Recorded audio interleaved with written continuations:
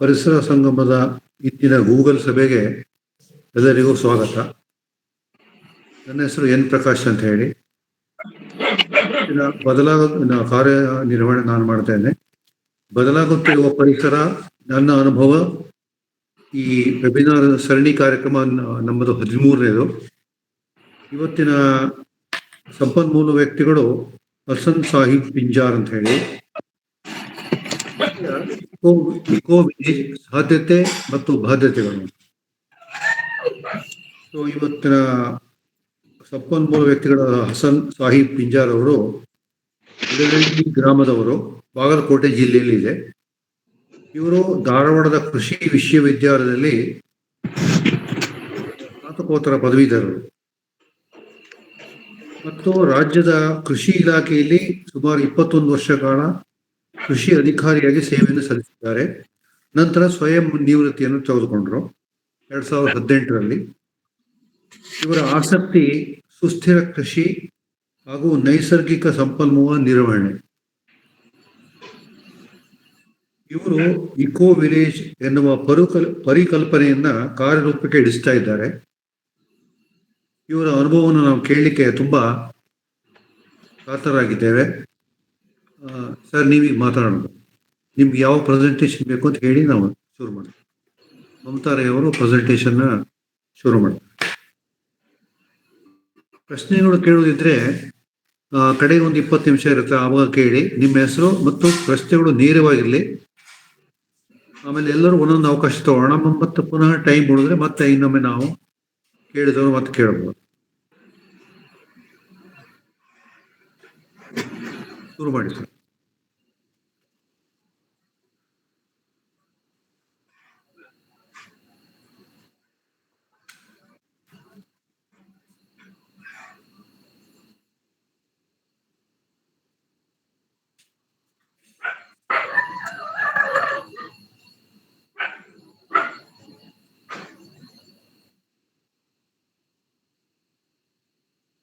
ವ್ಯವಸ್ಥೆ ಶುರು ಮಾಡ್ಬೋದು? ಶುರು ಮಾಡಿ ಸರ್. ಎಲ್ಲರಿಗೂ ನಮಸ್ಕಾರ.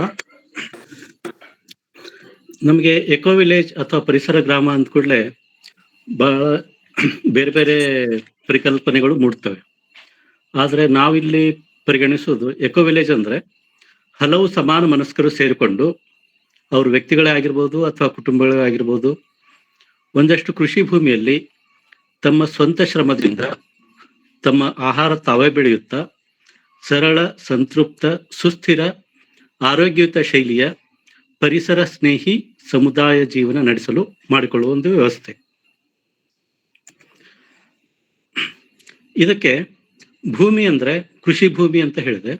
ಕೃಷಿ ಭೂಮಿ ನಾವು ಇದೇ ಉದ್ದೇಶಕ್ಕಾಗಿ ಆಗಿರ್ಬೋದು, ಅಥವಾ ಗುಂಪಿನ ಸದಸ್ಯರಲ್ಲಿ ಒಬ್ಬರು ಯಾರಾದರೂ ದೀರ್ಘಕಾಲಕ್ಕೆ ಲೀಸ್ ಆಧಾರದ ಮೇಲೆ ನೀಡಿದ್ದಾಗಿರ್ಬಹುದು, ಅಥವಾ ಗುಂಪಿನ ಹೊರಗಿನ ವ್ಯಕ್ತಿಗಳಿಂದ ಲೀಸ್ ಪಡೆದಿದ್ದಾದ್ರೂ ಆಗಿರಬಹುದು. ಇಂಥ ಎಕೋ ವಿಲೇಜ್ಗೆ ಸಾಮಾನ್ಯವಾಗಿ ಎಂಥ ಸ್ಥಳ ಆಯ್ಕೆ ಮಾಡ್ತಾರಂದ್ರೆ, ಜನ ವಾಹನ ಸಂಪರ್ಕದಿಂದ ದೂರವಿರುವ, ನೈಸರ್ಗಿಕ ಪರಿಸರದಿಂದ ಸುತ್ತುವರಿದಿರುವ, ಬಂಜರು ಭೂಮಿ ಅಂತ ಇರುವಂತ, ಅಂದ್ರೆ ಪಾಳು ಬಿದ್ದಿರುವಂತ ಅಥವಾ ಬೀಳು ಬಿದ್ದ ಭೂಮಿಯನ್ನು ಖರೀದಿ ಮಾಡಿ ಆಯ್ಕೆ ಮಾಡಿ ಅಲ್ಲಿನೇ ಬಹಳ ಶ್ರಮ ವಹಿಸಿ ಜೀವ ವೈವಿಧ್ಯವನ್ನು ಪುನರ್ ಸ್ಥಾಪಿಸುವ ಪ್ರಯತ್ನ ಮಾಡ್ತಾರೆ. ಇದರ ಸ್ವಲ್ಪ ಕೆಲವು ವರ್ಷಗಳಾದ ನಂತರ ಅಲ್ಲಿ ಸಮೃದ್ಧ ಆಹಾರ ಮನೆಗಳು ನಿರ್ಮಾಣವಾಗುತ್ತೆ. ಇದರ ಜೊತೆಗೆ ಒಂದು ಸೌಹಾರ್ದಯುತ ಸಮುದಾಯವು ನಿರ್ಮಾಣವಾಗುತ್ತದೆ. ಸಾಮಾನ್ಯ ಗುಣಲಕ್ಷಣಗಳಂದ್ರೆ ಇಲ್ಲಿ ಸರಳ ಪರಿಸರ ಸ್ನೇಹಿ ಪುಟ್ಟ ಮನೆಗಳು ಇರ್ತವೆ, ಅಥವಾ ಒಂದು ದೊಡ್ಡ ಮನೆಯೂ ಇರಬಹುದು. ಒಟ್ಟಾಗಿ ಜೀವಿಸುತ್ತಾ ಜೀವನದ ಅವಶ್ಯಕತೆಗಳನ್ನು ಪೂರೈಸಲು ಒಟ್ಟಾಗಿ ಕೆಲಸ ಮಾಡುತ್ತಾ, ಒಟ್ಟಾಗಿ ಆಹಾರ ಬೇಯಿಸುತ್ತಾ, ಆಹಾರ ಸೇವಿಸುತ್ತಾ ಇರುವುದು ಪರಿಸರ ಗ್ರಾಮಗಳಲ್ಲಿ ಸಾಮಾನ್ಯ. ಇದರ ಜೊತೆಗೆ ದೈಹಿಕ ಶ್ರಮ, ಯೋಗ, ಆಧ್ಯಾತ್ಮ, ಕಲೆ, ಸಂಗೀತ, ಮತ್ತೆ ಡೂ ಇಟ್ ಯುವರ್ ಸೆಲ್ಫ್ ಅಂತಾರಲ್ಲ ಅಂತ ಕ್ರಾಫ್ಟ್ಗಳು, ಮತ್ತೆ ಸರಳ ಆಹಾರ, ಸರಳ ಉಡುಗೆ ತೊಡುಗೆ, ಕನಿಷ್ಠತಮ ಜೀವನ, ಇದು ಸಾಮಾನ್ಯ ಗುಣಲಕ್ಷಣಗಳು. ಇದನ್ನೇ ನಾವು ಗಮನದಲ್ಲಿಟ್ಟುಕೊಂಡು ಬಾಗಲಕೋಟೆ ಜಿಲ್ಲೆ ಕೂಡಲ ಸಂಗಮದ ಹತ್ತಿರ ನಮ್ಮ ಸ್ವಂತ ಸ್ಥಳವಾದ ಇದ್ದಲಿಗೆ ಗ್ರಾಮದಲ್ಲಿ ಇಂಥ ಒಂದು ಸುಸ್ಥಿರ ಕೃಷಿ ಸಮುದಾಯದ ಜೀವನ ಆರಂಭಿಸಲು ಒಂದು ಪ್ರಯತ್ನವನ್ನು ಶುರು ಮಾಡಿದ್ದೇವೆ. ಇದರಲ್ಲಿ ಸುಮಾರು 20 ವಯಸ್ಕ ಸದಸ್ಯರು ಮತ್ತು ಅವರನ್ನ ಅವಲಂಬಿಸಿದ ಹಿರಿಕಿರಿಯ ಸದಸ್ಯರಿಗೂ ಇಲ್ಲಿ ನೆಲೆಸಲು ಅವಕಾಶವಿದೆ. ನಮ್ಮಲ್ಲಿ ಈಗ ನಮ್ಮ ತೋಟದಲ್ಲಿ ಇರುವ ಸೌಲಭ್ಯಗಳು ಅಂದ್ರೆ ಈ ನೀರಾವರಿ ಸೌಲಭ್ಯಗಳು 8 ಎಕರೆ ಫಲವತ್ತಾದ ಕೃಷಿ ಭೂಮಿ ಇದೆ. ಇದರಲ್ಲಿ ಸಾಕಷ್ಟು ಸಂಖ್ಯೆಯಲ್ಲಿ ಬೆಳೆದ ಗಿಡ ಮರಗಳಿವೆ, ಹೊಸದಾಗಿ ನೆಟ್ಟ ಮರಗಳೂ ಇವೆ. ತರಕಾರಿ ಮತ್ತೆ ಆಹಾರ ಧಾನ್ಯಗಳನ್ನು ಬೆಳೆದುಕೊಳ್ಳಲು ಉತ್ತಮ ಸೌಕರ್ಯಗಳಿವೆ. ಪಕ್ಕದಲ್ಲಿರುವ ಕೆರೆ, ಹಳ್ಳ, ಕಾಲುವೆ, ಕೊಳವೆ ಬಾವಿ ಮತ್ತು ಕೃಷಿ ಹೊಂಡಗಳ ನೀರು ಬಳಕೆಗೆ ಲಭ್ಯವಿದೆ. ಇದು ನಮ್ಮ ತೋಟ. ಜುಲೈ ಆಗಸ್ಟ್ ನಲ್ಲಿ ಫೋಟೋ ತಗೊಂಡಿದ್ದೆಲ್ಲ ಈ ತರ ಇದೆ. ಇಲ್ಲಿ ಮನೆ ಏನಿದೆ, 4 ವಿಶಾಲ ಕೋಣೆಗಳಿರುವ ವಿಶಿಷ್ಟ ಮಾದರಿಯ ಸರಳ ಒಂದು ತೋಟದ ಮನೆ ಇದೆ. ಅದರ ಮೇಲೆ ಇನ್ನೂ 4-5 ಕೋಣೆನ ನಿರ್ಮಿಸಬಹುದು. ಅದ್ರ ಜೊತೆಗೆ ಕೆಲವು ಪುಟ್ಟ ಪುಟ್ಟ ಕುಟೀರಗಳನ್ನು ನಾವು ನಿರ್ಮಿಸಬಹುದು. ಈಗ ಏನು ಅಡುಗೆ ಮತ್ತೆ ಭೋಜನ ಗೃಹ ಮತ್ತೆ ಶೌಚಾಲಯ ಸಂಕೀರ್ಣದ ನಿರ್ಮಾಣದ ಕಾರ್ಯ ಪ್ರಗತಿಯಲ್ಲಿದೆ. ಈ ನಾವು ಉದ್ದೇಶಿತ ಎಕೋ ವಿಲೇಜ್ ನಲ್ಲಿ ಏನೇನು ಅವಕಾಶವಿದೆ ಅಂದ್ರೆ, ಇಲ್ಲಿ ಯಾರಾದರೂ ಬಂದು ಇರ್ಲಿಕ್ಕೆ ವಾರಾಂತ್ಯದ ಸದಸ್ಯರಾಗಿನೂ ಆಗ್ಲಿ ಅಥವಾ ಅರೆಕಾಲಿಕ ಸದಸ್ಯರಾಗ್ಲಿ ಅಥವಾ ಪೂರ್ಣಾವಧಿ ಕೃಷಿ ಮಾಡ್ಕೊಂಡು ಇಲ್ಲೇ ಇರ್ತೀವಿ ಅಂದವ್ರಿಗೂ ಸಹಿತ ಅವ್ರಿಗೆ ನಮ್ಮ ಬಾಗಿಲು ತೆರೆದಿದೆ. ವಾರಾಂತ್ಯದ ಸದಸ್ಯರು ಕನಿಷ್ಠ ಒಂದು 10 ಗಂಟೆ ಕೆಲಸ ಮಾಡುವುದು ನಾವು ಅಪೇಕ್ಷೆ ಮಾಡ್ತೀವಿ. ಅದರ ಜೊತೆ ಅರೆಕಾಲಿಕ ಸದಸ್ಯರು ಅಷ್ಟೇ. ಅವ್ರು ವಾರಾಂತ್ಯದ ಸದಸ್ಯರು ಅಂದ್ರೆ 2 ದಿನ ಇರ್ತಾರೆ. ಇವರು ಅರೆಕಾಲಿಕ ಸದಸ್ಯರು ಪ್ರತಿದಿನ 1-2-3 ತಾಸು ಕೆಲಸ ಮಾಡ್ಬೋದು. ಉಳಿದ ಸಮಯದಲ್ಲಿ ತಮ್ಮ ಅರ್ಹತೆ, ಆಸಕ್ತಿ ಮತ್ತೆ ಅವಕಾಶಗಳಿಗೆ ಅನುಗುಣವಾಗಿ ಸ್ವತಂತ್ರವಾಗಿ ಅಥವಾ ಜಂಟಿಯಾಗಿ ಯಾವುದೇ ವೃತ್ತಿ, ಉದ್ಯೋಗ, ವ್ಯವಹಾರ ಮಾಡ್ಕೋಕ್ಕೆ ನಾವು ಅವಕಾಶ ಕಲ್ಪಿಸಿಕೊಡ್ತೇವೆ. ಆಮೇಲೆ ಬೆಂಬಲನೂ ನೀಡ್ತೇವೆ. ಇಲ್ಲಿ ಪೂರ್ಣಾವಧಿ ಸದಸ್ಯರು ಏನಿರ್ತಾರೆ ಅವರು ಇಲ್ಲಿನ ಕೃಷಿ ಚಟುವಟಿಕೆಗಳ ಪೂರ್ಣ ಜವಾಬ್ದಾರಿ ಹಾಗೂ ಸಮುದಾಯದ ಕೆಲಸ ಕಾರ್ಯ ನಿರ್ವಹಿಸ್ತಾರೆ. ಕೃಷಿಯಲ್ಲೇ ಹಲವಾರು ಹೊಸ ಅವಕಾಶ ಸೃಷ್ಟಿಸಿಕೊಳ್ಳಲು ಇಲ್ಲಿ ಅವಕಾಶವಿದೆ. ಈ ಎಕೋ ವಿಲೇಜ್ ಯಾರಿಗಾಗಿ ಅಂದ್ರೆ, ಮನೆಯಿಂದ ವರ್ಕ್ ಫ್ರಮ್ ಹೋಮ್ ಮಾಡ್ತಿರ್ತಾರಲ್ಲ ಅಂಥವ್ರಿಗೆ, ನೌಕರಿ ಮಾಡೋರಿಗೆ, ವ್ಯಾಪಾರ ವ್ಯವಹಾರ ಮಾಡೋರಿಗೆ, ಸ್ವಂತ ಉದ್ಯೋಗ ಮಾಡೋರಿಗೆ, ಕಲಾವಿದರಿಗೆ, ಕರಕುಶಲ ಕರ್ಮಿಗಳಿಗೆ, ಕವಿ ಲೇಖಕರಿಗೆ ಇತ್ಯಾದಿ ಎಲ್ಲ ವೃತ್ತಿ ಪ್ರವೃತ್ತಿಯವರಿಗೂ ಇಲ್ಲಿ ಸದಸ್ಯರಾಗಲು ಅವಕಾಶವಿದೆ ಮತ್ತು ಬೆಂಬಲ ಉತ್ತೇಜನ ಇದೆ. ಯುವ ಉದ್ಯೋಗ ಆಕಾಂಕ್ಷಿಗಳು ಏನಿರ್ತಾರೆ, ಅವರು ಕಾಂಪಿಟೇಟಿವ್ ಎಕ್ಸಾಮ್ಗೆ ಅಂತ ಅಂಥವ್ರು ಸಹಿತ ಇಲ್ಲಿ ಇದ್ಕೊಂಡು ಒಂದು ಸ್ವಲ್ಪ ಹೊತ್ತು ಕೆಲಸ ಮಾಡಿ ತಾವು ಓದ್ಕೊಂಡು ಇಲ್ಲಿ ಇರ್ಬೋದು. ಆಮೇಲೆ ಬಾಡಿಗೆ ಮನೆಯಲ್ಲಿ ವಾಸಿಸ್ತಾರಲ್ಲ ಅಂಥವ್ರಿಗೆ ಇಲ್ಲಿ ಬಾಡಿಗೆ ಇಲ್ಲದೆ ನಾವು ಮನೆ ಕೊಡ್ತೀವಿ. ಸ್ವಂತ ಮನೆ ಇಲ್ದವರು, ಆಮೇಲೆ ಸ್ವಂತ ಮನೆ ನಿರ್ಮಿಸಲು ಸಾಧ್ಯವಾಗದವ್ರು, ಅಂದ್ರೆ ಈಗಿನ ಸೈಟ್ ಕೊಂಡ್ಕೊಂಡು ಅಲ್ಲೆಲ್ಲ ಮನೆ ಕಟ್ಸೋದು ಆಗಲ್ಲ ಅಂತ ಅನ್ಕೊಂಡಿರೋರು, ಆಮೇಲೆ ಮನೆ ಕಟ್ಸಿನೂ ಗೃಹ ಸಾಲ ತೀರಿಸ್ಲಿಕ್ಕೆ ಆಗದೆ ಅದನ್ನ ಬಾಡಿಗೆ ಕೊಡ್ಬೇಕಂತ ವಿಚಾರ ಮಾಡ್ತಿರ್ತಾರಲ್ಲ ಅಂಥವ್ರು ಸಹಿತ ಬಂದಿರ್ಬೋದು. ಆಮೇಲೆ ಒಂಟಿ ಜೀವನ ನಡೆಸೋರಿಗೆ, ಒಂಟಿ ಜೀವನಕ್ಕೆ ಅಂದ್ರೆ ಮಕ್ಕಳು ಎಲ್ಲೋ ದೂರ ದೂರ ಇರ್ಬೋದು ಅಥವಾ ವಿಚ್ಛೇದನ ಅಂತ ಆಗಿರ್ಬೋದು. ಮತ್ತೆ ಸಣ್ಣ ಕುಟುಂಬದವರಿಗೆ, ಕೆಲವರಿಗೆ ಸಿಟಿಯಲ್ಲಿ ಬೇರೆ ನೈಬರ್ಸ್ ಜೊತೆ ಸಂಪರ್ಕನೇ ಇರಲ್ಲ, ಅಂಥವ್ರಿಗೆಲ್ಲ ಇಲ್ಲಿ ಸಮುದಾಯ ಜೀವನದ ಅವಕಾಶ ಸಿಗುತ್ತೆ. ಮತ್ತೆ ಇದಕ್ಕೆ ಬಂಡವಾಳ ಮತ್ತೆ ಲಾಭದ ಹಂಚಿಕೆ ಹೇಗೆ ಅಂದ್ರೆ, ಇಲ್ಲಿ ನಾವು ಅವಶ್ಯ ಮೂಲಭೂತ ಸೌಲಭ್ಯ ನಿರ್ಮಾಣಕ್ಕೆ ಸ್ವಲ್ಪ ಎಲ್ಲರೂ ಹಣ ವಿನಿಯೋಗಿಸಬೇಕಾಗುತ್ತೆ.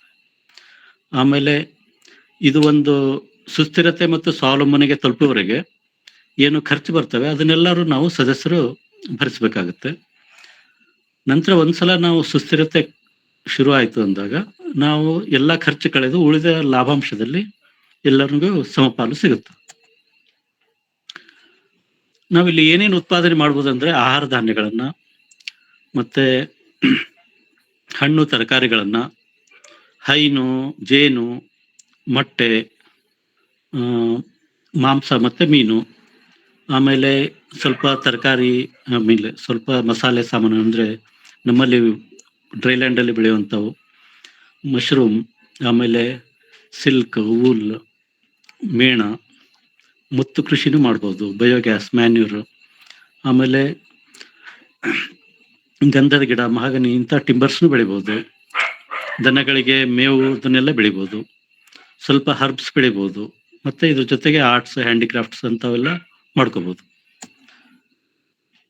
ಇಷ್ಟು ಅವಕಾಶಗಳಿದೆ. ಆದ್ರೆ ಈಗ ಸದ್ಯಕ್ಕೆ ನಾವು ಈಗ ಪ್ರಗತಿಯಲ್ಲಿರುವ ಯೋಜನೆಗಳು ಅಂದ್ರೆ ಸಮುದಾಯ ಪಶುಪಾಲನಾ ಕೇಂದ್ರ ಸ್ಥಾಪನೆ ಮಾಡಲಿಕ್ಕೆ ಎಲ್ಲ ಸೌಕರ್ಯ ನಿರ್ಮಾಣ ಮಾಡ್ತಾ ಇದೀವಿ. ಅದ್ರ ಜೊತೆಗೆ ನಾಟಿ ಕೋಳಿ ಸಾಕಾಣಿಕೆದ್ದು ಒಂದು ಪ್ರಾಜೆಕ್ಟ್ ಮಾಡ್ತಾ ಇದೀವಿ. ಇಷ್ಟಂತೂ ಇದೆ. ಧನ್ಯವಾದಗಳು. ಏನ್ ಪ್ರಶ್ನೆ ಇದ್ರೆ ಕೇಳ್ಬೋದು.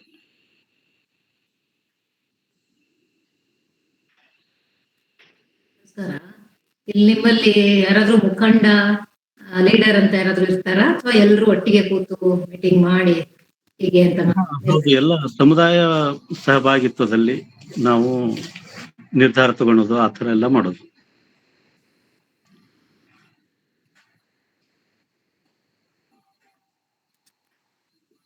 ನಿಮ್ಮ ಇದರಲ್ಲಿ ಎಷ್ಟು ಜನ ಸದಸ್ಯರಿದ್ದಾರೆ? ಈಗ ನಮ್ಮಲ್ಲಿ ಅಂದ್ರೆ ಡಿಸ್ಟೆಂಟ್ ಮೆಂಬರ್ಸ್ ಇದ್ದಾರೆ, ಒಂದು 7-8 ಜನ. ಈಗ ಒಂದು ಫ್ಯಾಮಿಲಿ ಇಲ್ಲಿ ಬಂದು ಇರ್ಲಿಕ್ಕೆ ತಯಾರಾಗಿದ್ದಾರೆ. ಅವರು ಸದ್ಯ ಇದು ಶೌಚಾಲಯದ ನಿರ್ಮಾಣದ ಆಗೋವರೆಗೂ ಅಂತ ಹೇಳಿ ಸದ್ಯ ಕೂಡಲ ಸಂಗಮದಲ್ಲಿ ಒಂದು ಬಾಡಿಗೆ ಮನೆಯಲ್ಲಿ ಇದ್ದಾರೆ. ಇಲ್ಲಿ ನಿರ್ಮಾಣ ಕಾರ್ಯ ಪೂರ್ತಿ ಆಗ್ತಾನೆ ಇಲ್ಲಿ ನಮ್ಮಲ್ಲಿ ಬಂದು ಇರ್ಲಿಕ್ಕೆ ವ್ಯವಸ್ಥೆ ಆಗ್ತಿದೆ. ಶ್ರೀಕುಮಾರ್ ಪ್ರಶ್ನೆ ಕೇಳಿ. ಒಂದು ನಿಮ್ಮ ಫ್ಯಾಮಿಲಿಯಲ್ಲಿ ಇದೆಯಾ ಅಂತ, ಇನ್ನೊಂದು ನೀವು ಒಮ್ಮೆ ಅಲ್ಲಿ ದನ ಸಾಕ್ಲಿಕ್ಕೆಲ್ಲ, ದನಗಳಿಗೆ ಮೇಯ್ಲಿಕ್ಕೆಲ್ಲ ಒಂದು ಕಾಮನ್ ಜಾಗ ಇದೆ ಅಂತದ್ದೇನೋ ಬರ್ದಿದ್ದೀರಲ್ಲ, ಅದ್ರದ್ದು ವಿವರ ಸ್ವಲ್ಪ ಕೊಡ್ತೀರಾ? ನಾವಿಲ್ಲಿ ಒಂದು ಸಮುದಾಯ ಪಶುಪಾಲನಾ ಕೇಂದ್ರ ಸ್ಥಾಪನೆ ಮಾಡ್ಬೇಕು ಅಂತ ಪ್ರಯತ್ನ ನಡೆಸಿದೀವಿ. ಅದಕ್ಕೆ ಎಲ್ಲ ಸೌಕರ್ಯ ಕಲ್ಪಿಸ್ತಾ ಇದೀವಿ. ಈಗ ಇದರಲ್ಲಿ ನಾವು ಪ್ರಾಯೋಗಿಕವಾಗಿ ಈಗ ನಮ್ಮ ಸದಸ್ಯರಿಗೆ ಸೇರಿದಂತ ದನಗಳನ್ನ ಸಾಕ್ಲಿಕ್ಕೆ ಒಂದು ವ್ಯವಸ್ಥೆ ಮಾಡ್ತಾ ಇದ್ವಿ. ಇದನ್ನ ನಾವು ಅಕ್ಷಯಕಲ್ಪ ಮಾಡೆಲ್ನಲ್ಲೇ ಮಾಡ್ಬೇಕು ಅಂತ ಇದ್ವಿ. ಅಂದ್ರೆ ಅವ್ರ ಕೊಟ್ಟಿಗೆ ಯಾವ ತರ ಇದೆ ಆ ತರದ್ದು ಮಾಡೆಲ್. ಅಂದ್ರೆ ದನಗಳನ್ನ ಕಟ್ಟಿ ಹಾಕದೆ ನಾವು ಅವಕ್ಕೆ ಮೇವು ಅದನ್ನ ಕೊಡ್ತು, ಆಮೇಲೆ ಅವು ಅಲ್ಲೇ ಅಡ್ಡಾಡ್ಲಿಕ್ಕೆ ಒಂದ್ ಸ್ವಲ್ಪ ಜಾಗ ಇರುತ್ತೆ, ಪ್ಯಾಡಕ್ ಸಿಸ್ಟಮ್ ಅಂತಾರಲ್ಲ ಆ ತರದ್ದು.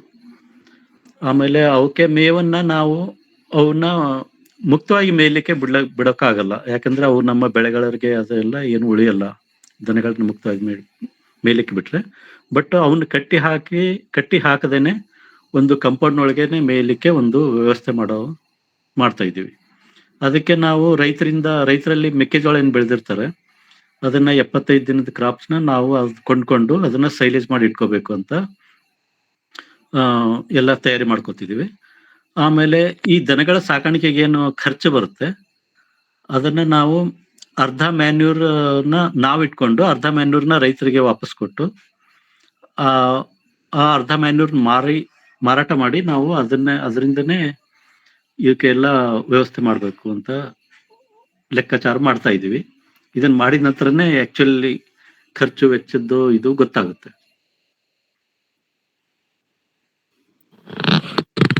ಸದಸ್ಯರಾಗಲು ಬೇಕಾದ ಅರ್ಹತೆ ಏನು? ಏನಾದ್ರೂ ನಿಯಮ ಇದೆಯಾ? ಇದರಲ್ಲಿ ಸರಳ ಜೀವನ ಮತ್ತೆ ಸ್ವಂತ ಶ್ರಮ ಈ ಆಸಕ್ತಿ ಇದ್ರೆ ಸಾಕು. ಇದು ಬೇಸಿಕ್ ರಿಕ್ವೈರ್ಮೆಂಟ್.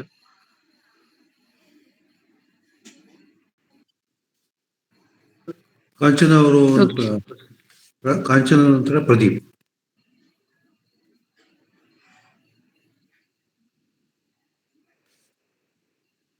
ಕಾಂಚನ ಯಾರು ಕೈ ಎತ್ತಿದ್ರು ಪ್ರಶ್ನೆ ಕೇಳಿ, ಇಲ್ಲಾಂದ್ರೆ ಪ್ರದೀಪ್ ಅವ್ರು ಕೇಳಿ.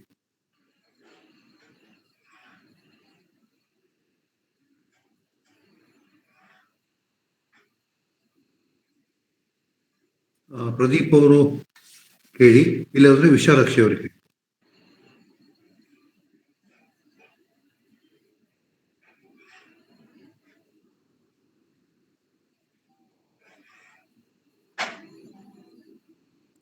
ಪ್ರದೀಪ್ ಅಥವಾ ವಿಶಾಲಾಕ್ಷಿ ಅವರು ಪ್ರಶ್ನೆ ಕೇಳಬಹುದು. ಕೈ ಎತ್ತಿದ್ದೀರಾ?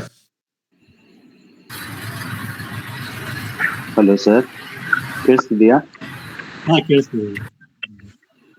ಸರ್ ಅದೇ ಸರ್ ಇದು ಅಂದ್ರೆ ಆ, ನಾವು ಎಲ್ಲಿ ಗಂಟೆ ಬೇಕಾದ್ರೂ ಮಾಡೋರು ಇರ್ಬೋದಾ, ಅಲ್ಲ ನಾವು ಈಗ ಜಾಯ್ನ್ ಆಗಿದೀವಲ್ಲ ಇವ್ರು ಮಾತ್ರ ಅದ್ರ ಉಪಯೋಗ ಪಡ್ಕೋಬೋದಾ, ಅಲ್ಲ ನಮಗ್ ಗೊತ್ತಿರೋರ್ನ ಇದಕ್ಕೆ ಇನ್ವಾಲ್ವ್ ಮಾಡ್ಬೋದಾ? ಹಾ, ಮಾಡ್ಬೋದು. ಇದರಲ್ಲಿ ಅದೇ ಸರಿ ನಮ್ಗೆ ಸರಿ. ಆಸಕ್ತಿ ಮುಖ್ಯ. ಆಮೇಲೆ ಹಾ ಅವರು ಸ್ವಲ್ಪ ಸ್ವಂತ ಶ್ರಮ ಹಾಕೋರು ಇರ್ಬೇಕು, ಹಾ ಸರಿ. ಕೆಲಸ ಮಾಡೋರು ಇರ್ಬೇಕು. ಅದು ಮೇನ್. ದುಡ್ಡು ಹಾಕ್ತಿದ್ರು ಓಕೆ ಪರವಾಗಿಲ್ಲ, ಆ ದುಡ್ಡಿಂದ ಏನಾದ್ರೂ ವ್ಯವಸ್ಥೆ ಮಾಡ್ಲಿಕ್ಕೆ ಬರುತ್ತೆ. ಬಟ್ ಬಂದು ನಮ್ಮಲ್ಲಿ ಸ್ವಲ್ಪ ಕೆಲಸ ಆದ್ರೂ ಮಾಡ್ಲೇಬೇಕು ಏನಾದ್ರು. ಸರಿ ಸರ್, ಥ್ಯಾಂಕ್ ಯು ಸರ್.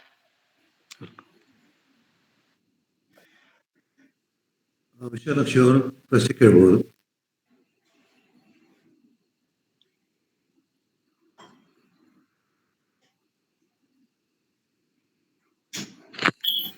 ದುಡ್ಡಿಲ್ಲದವರು ಹೇಗೆ ಸೇರ್ಕೊಳ್ಬಹುದು?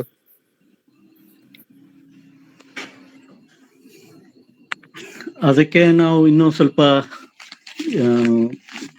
ರಿಸೋರ್ಸಸ್ನ ಡೆವಲಪ್ ಮಾಡಬೇಕು ಅಂತ ಇದೀವಿ. ಅಂದ್ರೆ ಈಗ ನಾವು ಪೌಲ್ಟ್ರಿ ಫಾರ್ಮ್ ಅದನ್ನ ಸ್ವಲ್ಪ ಕಮರ್ಷಿಯಲ್ ಇದರಲ್ಲಿ ನಡೆಸ್ಬೇಕು ಅಂತವ್ರಿಗೆ ನಾವು ಏನಿದೆ ಅವ್ರ ಸದಸ್ಯತ್ವ ಶುಲ್ಕನ ವೇವ್ ಆಫ್ ಮಾಡ್ಲಿಕ್ಕೆ ಆ ಥರ ಏನಾದ್ರು ವಿಚಾರ ಮಾಡಬೇಕು ಅಂತ ಹೇಳಿ.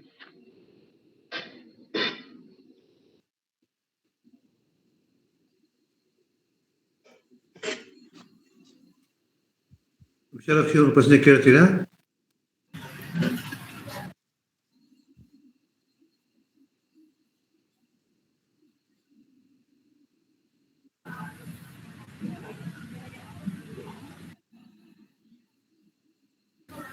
ಜಬೀವುಲ್ಲಾ ಪ್ರಶ್ನೆ ಕೇಳ್ಬೋದು. S S. ಹಸನ್ ನಮಸ್ಕಾರ. ನಮಸ್ತೆ. ಈಗ ಈ ಕೃಷಿಯಲ್ಲಿ ಈ ನೀವೇನು ಈ ನಮ್ಮ ಪಶುಗಳ ಸಾಕಾಣಿಕೆ ಇದ್ರದ್ದು ಮಹತ್ವ ಇತ್ತೀಚೆಗೆ ತುಂಬಾನೇ ಕಡಿಮೆ ಆಗ್ತಾ ಇದೆ. ನೀವು ಅದ್ರದ್ದು ಒಂದ್ ಸ್ವಲ್ಪ ನನ್ಗನ್ಸಿದ ಮಟ್ಟಿಗೆ ನಾನು ಒಂದ್ 50 ಈ ತರದ್ದು ತೋಟಗಳು ಅದು ಇದು ನೋಡಿದೀನಿ. ಅವರಲ್ಲಿ ಒಂದ್ ಅರ್ಧ ಜನ ಅಂದ್ರು ನಮ್ಮಲ್ಲಿ ದನ ಇರುತ್ತೆ, ನಾವು ಎಲ್ಲೂ ಹೊರಗಡೆ ಹೋಗಕ್ ಆಗಲ್ಲ ಅಂತ ಅಭಿಪ್ರಾಯನೂ ಇರುತ್ತೆ, ನಾನು ನೋಡಿದೀನಿ. ಸೊ ಈಗ ನೀವು ಅದರದ್ದು ಬಗ್ಗೆ ನಿಮ್ದು ಏನು ಅಭಿಪ್ರಾಯ? ಅಂದ್ರೆ ಈಗ ನೀವು ಕೃಷಿಗೆ ಅದು ಬೇಕಾಗುತ್ತಾ ಅನ್ನೋದು ಒಂದು, ಅಥವಾ ಅದ್ರದ್ದು ನೀವು ಏನಪ್ಪಾ ಇದು ಸಗಣಿ ಅದ್ರದ್ದು ಏನೇನ್ ಬರುತ್ತೆ ಅದನ್ನು ಉಪಯೋಗಿಸಿ ಏನಾದ್ರು ಮಾಡ್ಬೇಕಂತ ಒತ್ತು ಕೊಡ್ತೀರಾ? ಅದೇ ರಾಸಾಯನಿಕ ಮುಕ್ತ ಕೃಷಿ ಮಾಡಬೇಕು ಅಂತಂದ್ರೆ ಸಗಣಿ ಮತ್ತೆ ಗಂಜಲ ಬಹಳ ಮುಖ್ಯ. ಸೊ ಆದ್ರೆ ಇದು ಎಲ್ಲರಿಗೂ ಗೊತ್ತಿದ್ದಿದೆ, ಇದು ಮುಖ್ಯ ಅಂತ ಹೇಳಿ. ಆದ್ರೆ ತಾವೇನ್ ಹೇಳಿದ್ರಲ್ಲ, ನಾವು ದನ ಸಾಕಿದ್ರೆ ಎಲ್ಲೂ ಹೋಗಕ್ಕಾಗಲ್ಲ, ಬಹಳ ಯಾವಾಗ್ಲೂ ಅದರದ್ದು ಒತ್ತಡ ಇರುತ್ತೆ ಅನ್ನೋ ಕಾರಣಕ್ಕೆ ದನಗಳನ್ನ ತೆಗಿತಿದ್ದಾರೆ. ನಾವು ಅದೇ ಸಮಸ್ಯೆನ ಪರಿಹರಿಸಲಿಕ್ಕೆ ಅಂತೇಳಿ ನಾವು ಸಮುದಾಯ ಪಶುಪಾಲನಾ ಕೇಂದ್ರ ಸ್ಥಾಪನೆ ಮಾಡಬೇಕು ಅಂತ ಉದ್ದೇಶ ಇಟ್ಕೊಂಡಿದ್ದೀವಿ. ನಮ್ಮ ಉದ್ದೇಶ ಏನಂದ್ರೆ, ನಮ್ಮ ಇಲ್ಲಿ ಎಕೋ ವಿಲೇಜ್ ಅಲ್ಲಿ ಬಹಳ ಜನ ಮೆಂಬರ್ಸ್ ಬಂದ್ರೆ ನಾವು ಇದನ್ನು ಬಹಳಷ್ಟು ದನಗಳನ್ನ, ರೈತರ ದನಗಳನ್ನ ಸಹಿತ ನಾವು ಇಲ್ಲಿ ಸಾಕ್ಲಿಕ್ಕೆ ವ್ಯವಸ್ಥೆ ಮಾಡ್ಬೇಕು ಅಂತ ಇದೆ. ಅಂದ್ರೆ ರೈತರು ತಮ್ಮ ದನಗಳನ್ನ ನಮ್ಮಲ್ಲಿ ಬಿಟ್ರೆ ನಾವು ಅದರ ಕಾಳಜಿ ಎಲ್ಲ ತಗೊಂಡು ಅದಕ್ಕೆ ಮೇವಿನ ವ್ಯವಸ್ಥೆ ಅದನ್ನೆಲ್ಲ ಮಾಡಿ ನಂತರ ಅವರಿಗೆ ಅದರಿಂದ ಬರೋ ಅರ್ಧ ಗೊಬ್ಬರನ ಅವ್ರಿಗೆ ಕೊಡ್ತೀವಿ. ಅವ್ರು ಪೂರ್ತಿ ಗೊಬ್ಬರ ಬೇಕಂದ್ರೆ ಅರ್ಧ ಗೊಬ್ಬರಕ್ಕೆ ದುಡ್ಡು ಕೊಟ್ಟು ತಗೊಂಡು, ಮಾರ್ಕೆಟ್ ನಲ್ಲಿ ಏನ್ ಪ್ರೈಸ್ ಇರುತ್ತೆ ಅದನ್ನ ಅಷ್ಟು ದುಡ್ಡು ಕೊಟ್ಟು ತಗೊಂಡು ಹೋಗ್ಬೇಕಾಗತ್ತೆ. ಅಂದ್ರೆ ಅವ್ರ ದನಗಳಿಗೆ ನಾವು ಏನು ಮೇವು ಅದನ್ನೆಲ್ಲ ನಾವೇ ವ್ಯವಸ್ಥೆ ಮಾಡ್ಬೇಕು ಅಂತ ಇದೀವಿ. ಸೊ ಇಲ್ಲಿ ಮುಖ್ಯವಾಗಿ ಅವ್ರಿಗೇನು ಇದು ದನಗಳ ಸಾಕುವಂತ ಜವಾಬ್ದಾರಿ ಇದೆ, ಅದರಿಂದ ಅವ್ರನ್ನ ಮುಕ್ತವಾಗಿ ಮಾಡ್ಬೇಕು ಅಂತ ಹೇಳಿ ಆ ಜವಾಬ್ದಾರಿನ ನಾವು ತಗೋಬೇಕು ಅಂತ. ಒಳ್ಳೇದು. ಇನ್ನೊಂದು ಪ್ರಶ್ನೆ ಇದೆ ಹಸನ್, ಏನ್ ಗೊತ್ತಾ, ನಾನು ಇವಾಗ 1-2-3 ಇಂಟರ್ವ್ಯೂಸ್ ಬೇರೆದು ಯಾವ್ದೋ ನೋಡ್ತಾ ಇದ್ದೆ. ಅದ್ರಲ್ಲಿ ಈ ಕೋವಿಡ್ ಆದ್ಮೇಲೆ ತುಂಬಾ ಅಷ್ಟು ಜನಗಳು ವಾಪಸ್ಸು ಕೃಷಿಗೆ ಬರ್ತಾ ಇದ್ದಾರೆ ಅಂತ ಒಂದು ಸಮೀಕ್ಷೆ ಅಥವಾ ಅಭಿಪ್ರಾಯ ಇದೆ. ನಿಮ್ಗೆ ಹಂಗ ಅನ್ಸುತ್ತಾ ಬಹಳ ಜನ ಬರ್ತಾ ಇದ್ದಾರೆ? ಅಥವಾ ಇವಾಗ 1-2-3 ವರ್ಷ ಮಾಡ್ತಾರೆ ಸಾಫ್ಟ್ವೇರ್ ನಲ್ಲಿ ಇರೋರು, ನನ್ಗೂ ತುಂಬಾ ಜನ ಪರಿಚಯ ಇರೋರು 2-3 ವರ್ಷ ಮಾಡ್ತಾರೆ, ಆಮೇಲೆ ಅವ್ರಿಗೆ ಈಗೇನಿದೆ ಅಂತಂದ್ರೆ ನಮ್ದು ಹಳ್ಳಿಗಳ ವಾತಾವರಣ ತುಂಬಾ ಸಂಕೀರ್ಣತೆ ಇರ್ತದೆ. ಈಗ ಪ್ರಕಾಶ್ ಭಟ್ ಅವರು ಒಂದು ಪುಸ್ತಕ ಬರೆದ್ರು, ಏನಪ್ಪಾ, ಹಳ್ಳಿಗಳನ್ನು ಕಟ್ಟುವ ಕಷ್ಟ ಸುಖ. ನಾನು ಸುಖ ಓದಲ್ಲ, ಬರೀ ಕಷ್ಟನೇ ಓದ್ದೆ ಅದ್ರಲ್ಲಿ, ಆಗಿದೆ ಅದು. ಆಯ್ತಾ? ಈಗ ನೀವು ಈ ನಿಟ್ಟಿನಲ್ಲಿ ನೀವು ಹೇಗೆ ನೋಡ್ತೀರಾ ಅನ್ನೋದು. ಈಗ ಅದು ಅದ್ರದ್ದೇನಪ್ಪಾ ಅಂದ್ರೆ ಅದ್ರದ್ದೊಂದು ಪೀರಿಯಡ್ ಇರ್ತದೆ. ಒಂದು ನೀವು ಯಾವುದೇ ಹೊಸ ಅಭ್ಯಾಸವನ್ನು ಇದ್ ಮಾಡ್ಬೇಕಂದ್ರೆ ಒಂದು 4-5-6 ವಾರ ಮಾಡಿದ್ರೆ ಅದು ನಿಮ್ಗೆ ಆಗುತ್ತಂತೆ. ಈಗ ಕೃಷಿಯಲ್ಲಿ ಆ ತರದ್ದೊಂದು ಬಫರ್ ಇರಬೇಕು, 1-1.5 ವರ್ಷ, 2 ವರ್ಷ ಇದು ಇರ್ಬೇಕಂತ ನಂದು ಇದು ಇದೆ. ನಿಮ್ಗೆ ಹೇಗೆ ಅಂದ್ರೆ ಎನ್ಕ್ವೈರೀಸ್ ತುಂಬಾ ಬರ್ತಾ ಇದೆ, ಅಥವಾ ಯಾವ ತರದ ಪ್ರಶ್ನೆಗಳು, ಅಥವಾ ಜನ ಕೇಳ್ತಾರೆ ಹೋಗ್ತಾರೆ, ಅಥವಾ ನೀವು ಯಾವಾಗ ಅವ್ರಿಗೆ ಸ್ವಲ್ಪ ತಗ್ಗಿ ಬಗ್ಗಿ ನೆಲಕ್ಕೆ ಕಾಲು ಒತ್ತಿ ಕೆಲಸ ಮಾಡಿ ಅಂತಂದ್ರೆ ಹೇಗೆ ಅನ್ನೋದು ಒಂದು ಸ್ವಲ್ಪ ಬೇಕು. ನನಗೆ ವಾಲಂಟಿಯರಿಂಗ್ ಮಾಡೋರು ನಾನು ಹೋಗಿ ಮಾಡಿದೀನಿ. ಇದ್ರ ಬಗ್ಗೆ ನಿಮ್ದೇನ್ ಅಭಿಪ್ರಾಯ ಅಂತ?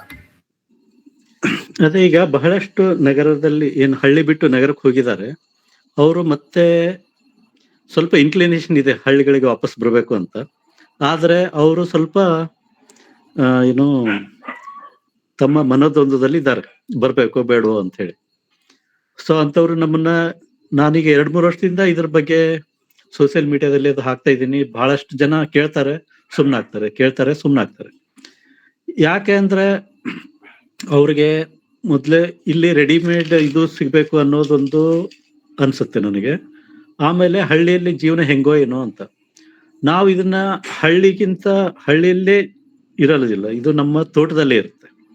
ಹಳ್ಳಿ ಜನರ ಜೊತೆ ನಮ್ದು ಅಷ್ಟು ಹೆಚ್ಚು ಸಂಪರ್ಕ ಇರೋದಿಲ್ಲ. ನಾವೇ ಬೇಕಂದ್ರೆ ನಾವು ಹಳ್ಳಿಗೆ ಹೋಗಿ ಇದನ್ನ ಮಾಡ್ಬೋದೇ ಹೊರತು, ಅಂದ್ರೆ ಹಳ್ಳಿಯಲ್ಲಿ ಏನು ಸಂಕೀರ್ಣ ಜೀವನ ಇದೆ ಅಂತ ಅಂದ್ರಲ್ಲ ತಾವು, ಅದರಿಂದ ನಮಗೆ ಅಫೆಕ್ಟ್ ಆಗೋದಿಲ್ಲ ಅಂತ ನಾವು ಅನ್ಕೊಂಡಿದ್ವಿ. ಯಾಕಂದ್ರೆ ನಾವು ನಮಗ್ ಬೇಕಾದಷ್ಟು ಇದಕ್ಕೆ ಮಾತ್ರ ಹಳ್ಳಿಯವ್ರ ಜೊತೆ ಸಂಪರ್ಕ ಇಟ್ಕೊಳೋದು, ಉಳಿದಷ್ಟೇ ನಮ್ದೇನು ಕಮ್ಯುನಿಟಿ ಇರುತ್ತೆ, ನಾವು ನಮ್ಮ ಕಮ್ಯುನಿಟಿ ಒಳಗೆ ನಾವು ಇರ್ತೀವಿ. ಹೀಗಾಗಿ ಅದು ನಮಗೆ ಅಫೆಕ್ಟ್ ಆಗ್ಲಿಕ್ಕಿಲ್ಲ ಅಂತ ಒಂದು. ಆಮೇಲೆ ಈಗ ಬಹಳಷ್ಟು IT ಪ್ರೊಫೆಷನಲ್ಸ್ ಅವರೆಲ್ಲ ಬಂದು ಕೆಲಸ ಮಾಡಿ 2-3 ವರ್ಷಕ್ಕೆ ವಾಪಸ್ ಹೋಗ್ತಾರೆ. ಅದು ಯಾಕಂದ್ರೆ ಅವ್ರಿಗೆ ಬಹಳ ಒತ್ತಡ ಆಗುತ್ತೆ. ಅದು ಅವ್ರು ಓದಿರೋ ಇದಕ್ಕೆ, ಅವ್ರ ಜೀವನ ಶೈಲಿಗೆ ಇದು ಸ್ವಲ್ಪ ಅವ್ರೇನೋ ಅನ್ಕೊಂಡ್ ಬಂದಿರ್ತಾರೆ, ಅದು ಆಗೋದಿಲ್ಲ ಅದಕ್ಕೆ. ಆದ್ರೆ ಇಲ್ಲಿ ನಾವೇನಾಗುತ್ತೆ, ಒಬ್ಬರಿಗೆ ಜವಾಬ್ದಾರಿ ಇರಲ್ಲ, ಈ ಜವಾಬ್ದಾರಿ ಇಲ್ಲಿ ಸಮುದಾಯದ ಮೇಲೆ ಇರುತ್ತೆ. ಹಾಗಾಗಿ ಇಲ್ಲಿ ಲಾಸ್ ಆದ್ರೆ ಎಲ್ಲರಿಗೂ ಲಾಸ್ ಆಗುತ್ತೆ, ಲಾಭ ಆದ್ರೆ ಎಲ್ಲರಿಗೂ ಲಾಭ ಆಗಿರುತ್ತೆ. ಅಲ್ಲಿ ಏನಾಗುತ್ತೆ, ತಾವು ಬಹಳಷ್ಟು ದುಡ್ಡು ಹಾಕಿ ಬಹಳ ದುಡ್ಡು ಕಳ್ಕೊಂಡು ಹಿಂಗೂ ಆಗಿದ್ದಾರೆ. ಕೆಲವರು ಲಾಭ ಗಳಿಸಿ ಕಂಟಿನ್ಯೂ ಮಾಡ್ತಿದ್ದಾರೆ, ಮತ್ತೆ ಬೇರೆಯವ್ರಿಗೆ ಇನ್ಸ್ಪೈರ್ ಮಾಡ್ತಿದ್ದಾರೆ, ಎರಡೂ ಆಗ್ತಿದೆ. ಇಲ್ಲಿ ನಾವೇನಿದೆ, ನಮಗೆ ಸ್ವಲ್ಪ ಬಫರ್ ಇರುತ್ತೆ, ಅಂದ್ರೆ ನಾವು ಲಾಸ್ ಆಗೋ ಚಾನ್ಸ್ ಕಡಿಮೆ. ಯಾಕಂದ್ರೆ ಇಲ್ಲಿ ಮೇನ್ ಬೇಕಾಗಿರೋದು ಹ್ಯೂಮನ್ ರಿಸೋರ್ಸ್. ಇಲ್ಲಿ ನಾವು ಒಂದು 20 ಜನ ಇಟ್ಕೊಂಡ್ರೆ ನಾವು ಹ್ಯೂಮನ್ ರಿಸೋರ್ಸ್ ಪ್ರಾಬ್ಲಮ್ ಬರೋದು. ಎಲ್ಲರೂ ದಿವಸಕ್ಕೆ 2 ತಾಸು ಕೆಲಸ ಮಾಡಿದ್ರೆ 40 ತಾಸು ಕೆಲಸ, ಅಂದ್ರೆ 5 ಮ್ಯಾನ್ ಡೇಸ್ ಕೆಲಸ ಆಗಿಬಿಡುತ್ತೆ. 5 ಅಥವಾ 6 ಅನ್ಕೊಳ್ಳಿ, ಇಷ್ಟು ಮ್ಯಾನ್ ಪವರ್ ಕೆಲಸ ಆಗುತ್ತೆ ಬಹಳ ಸರಳವಾಗಿ. ನಾವು 5-6 ಯಾರಾದ್ರೂ ಒಬ್ರು IT ಪ್ರೊಫೆಷನಲ್ ಬಂದು ಹಳ್ಳಿಯಲ್ಲಿ ಇದ್ಕೊಂಡು ಒಂದು 8-10 ಎಕರೆ ಮ್ಯಾನೇಜ್ ಮಾಡ್ಲಿಕ್ಕೆ ಒಂದು 5-6 ಜನ ಕೆಲಸಕ್ಕೆ ಸೇರಿಸೋದು ಒಂದು ದಿವಸ ಅಂದ್ರೆ, ಅವ್ರನ್ನ ಮ್ಯಾನೇಜ್ ಮಾಡೋದು ಅದೆಲ್ಲ ಬಹಳ ಕಷ್ಟ ಅನ್ಸ್ಬಿಡುತ್ತೆ. ಸೊ ಈಗ ವೇಜಸ್ ಕೊಡ್ಲಿಕ್ಕೇನೆ ಎಷ್ಟೋ ದುಡ್ಡು ಅವ್ರು ಕಳ್ಕೊಂಡು, ಆಮೇಲೆ ಈ ಕೃಷಿಯಲ್ಲಿ ಆಸಕ್ತಿ ಕಳ್ಕೊಂಡು ವಾಪಸ್ ಹೋಗ್ತಾರೆ, ಮತ್ತೆ ಹಿಂಗಾಗ್ತದೆ. ಸೊ ಇದು ನಮ್ಮ ಸಮುದಾಯದಲ್ಲಿ, ನಮ್ಮ ಎಕೋ ವಿಲೇಜ್ ಪರಿಸರದಲ್ಲಿ ಆಗ್ಲಿಕ್ಕಿಲ್ಲ ಅಂತ ನಮ್ಮ ಲೆಕ್ಕಾಚಾರ. ಈಗ ಹಳ್ಳಿಯ ಜನರ ಜೊತೆಗೆ ಸಂಪರ್ಕ ಇಟ್ಟುಕೊಳ್ಳದಿದ್ರೆ ಇದೊಂಥರ ಐಸೋಲೇಟೆಡ್ ಕಮ್ಯುನಿಟಿ ಆಗುದಿಲ್ವಾ? ಸಮುದಾಯ ಕಟ್ಟುವ ಉದ್ದೇಶವೇ ತಪ್ಪಿ ಹೋಗುತ್ತಲ್ಲ. ನಾವು ಹಳ್ಳಿಯಲ್ಲಿ ಹೋಗಿರೋದಿಲ್ಲ, ಮೊದಲೇ ಮಾತು. ನಾವು ನಮ್ಮ ತೋಟದಲ್ಲಿ ನಾವೇನು ಈಗ ಎಕೋ ವಿಲೇಜ್ ಮಾಡ್ಕೊಂಡಿರ್ತೀವಿ, ಅಲ್ಲಿನೇ ನಮ್ಮ ಕೆಲಸ ಇರುತ್ತೆ. ನಾವು ಹಳ್ಳಿ ಜನರನ್ನ ಕೆಲಸಕ್ಕೂ ಕರೆಯೋದಿಲ್ಲ. ಆಮೇಲೆ ಅವ್ರ ಸಹಾಯ ಯಾವಾಗಾದ್ರೂ ತಗೋಬೇಕಾಗ್ಬೋದು, ಯಾವಾಗಾದ್ರೂ ಅವ್ರ ಜೊತೆ ನಾವು ಮೀಟಿಂಗ್ಸ್ ಅದು ಮಾಡ್ಬೇಕಾಗ್ಬೋದು. ಆದ್ರೆ ನಮ್ಮ ಡೇ ಟು ಡೇ ಲೈಫ್ಗೆ ಅವ್ರಿಗೆ ನಮಗೆ ಒಬ್ರಿಗೊಬ್ರಿಗೆ ಇದು ಡಿಪೆಂಡೆನ್ಸಿ ಇರೋದಿಲ್ಲ. ಹೀಗಾಗಿ ಆ ರೀತಿ ದೂರ ಇಡ್ಲಿಕ್ಕೆ ಕಾರಣ, ದೂರ ಇರ್ಲಿಕ್ಕೆ ಕಾರಣ ಅಂತಂದ್ರೆ ನಮ್ಗೆ ನಾವು ಇಲ್ಲಿ ನಮ್ಮ ತೋಟದಲ್ಲಿ ಇರ್ಲಿಕ್ಕೆ ಬಂದರೋರು ಅಂತಾನೆ ಇರೋದೇ ಒಂದು ಕಮ್ಯುನಿಟಿ ಮಾಡ್ತಾ ಇದ್ದೀವಿ. ಸೊ ನಾವು ಹಳ್ಳಿ ಜನರ ಜೊತೆ ಬೆರೀಬೇಕು ಅಂತ ಏನು ಯಾವುದೋ ಅವಶ್ಯಕತೆ ಇಲ್ಲ. ಆಮೇಲೆ ಅಲ್ಲಿ ಸಂಕೀರ್ಣ ಇದೂನು ಇದೆ. ನಾವು ಹೆಚ್ಚು ಇದನ್ನ ಮಾಡ್ಲಿಕ್ಕೆ ಹೋದ್ರೆ ನಮಗೆ ಬೇರೆ ಬೇರೆ ತರದ ಸಮಸ್ಯೆನೂ ಬರ್ಬೋದು. ಓಕೆ. ಎಷ್ಟು ಅವಶ್ಯಕತೆ ಇದೆ ಅಷ್ಟಕ್ಕೆ ಮಾತ್ರ ನಾವು ನಮ್ಮ ಸಂಪರ್ಕ ಮತ್ತೆ ಸಂಬಂಧ ಇಟ್ಕೊಳ್ಳೋದು ಒಳ್ಳೇದು ಅಂತ ನನ್ನ ಅಭಿಪ್ರಾಯ. ಪ್ರದೀಪ್ ಅವರು ಪ್ರಶ್ನೆ ಕೇಳಬಹುದು.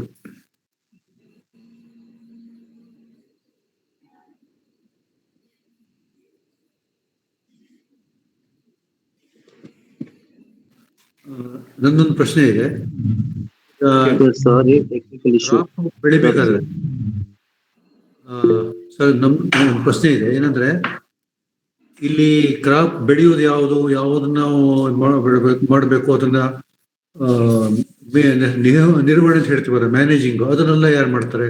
ಕೆಲಸಕ್ಕೆ ನೀವಲ್ಲ ಬಂದವರು ಮಾಡ್ಬೇಕು ಅಂತ ಹೇಳಿದ್ರೆ ಆದ್ರೆ ಓವರ್ ಆಲ್ ಮ್ಯಾನೇಜ್ಮೆಂಟ್ ಇದೆಯಾ ಅಥವಾ ಎಲ್ಲರೂ ಸೇರ್ಕೋಬಹುದು? ಯಾವ ರೀತಿ ಇದು? ನಾವು ಈ ಸಮುದಾಯದಿಂದ ಒಂದು ಮ್ಯಾನೇಜ್ಮೆಂಟ್ ಕಮಿಟಿನೂ ಮಾಡ್ಬೇಕಾಗತ್ತೆ. ಆ ಮ್ಯಾನೇಜ್ಮೆಂಟ್ ಕಮಿಟಿ ಡಿಸೈಡ್ ಮಾಡುತ್ತೆ. ಅದಕ್ಕೆ ಎಲ್ಲರೂ ಕೋಆಪರೇಟ್ ಮಾಡ್ಬೇಕಾಗತ್ತೆ. ಯಾರು ಯಾವ ಕೆಲಸ ಮಾಡ್ಬೇಕು ಅನ್ನೋದನ್ನ ಹಂಚ್ಕೋಬೇಕಾಗತ್ತೆ. ಇದಕ್ಕೆ ನಾವು ಆಗಾಗ ಸಭೆಯನ್ನು ಮಾಡ್ಬೇಕಾಗತ್ತೆ.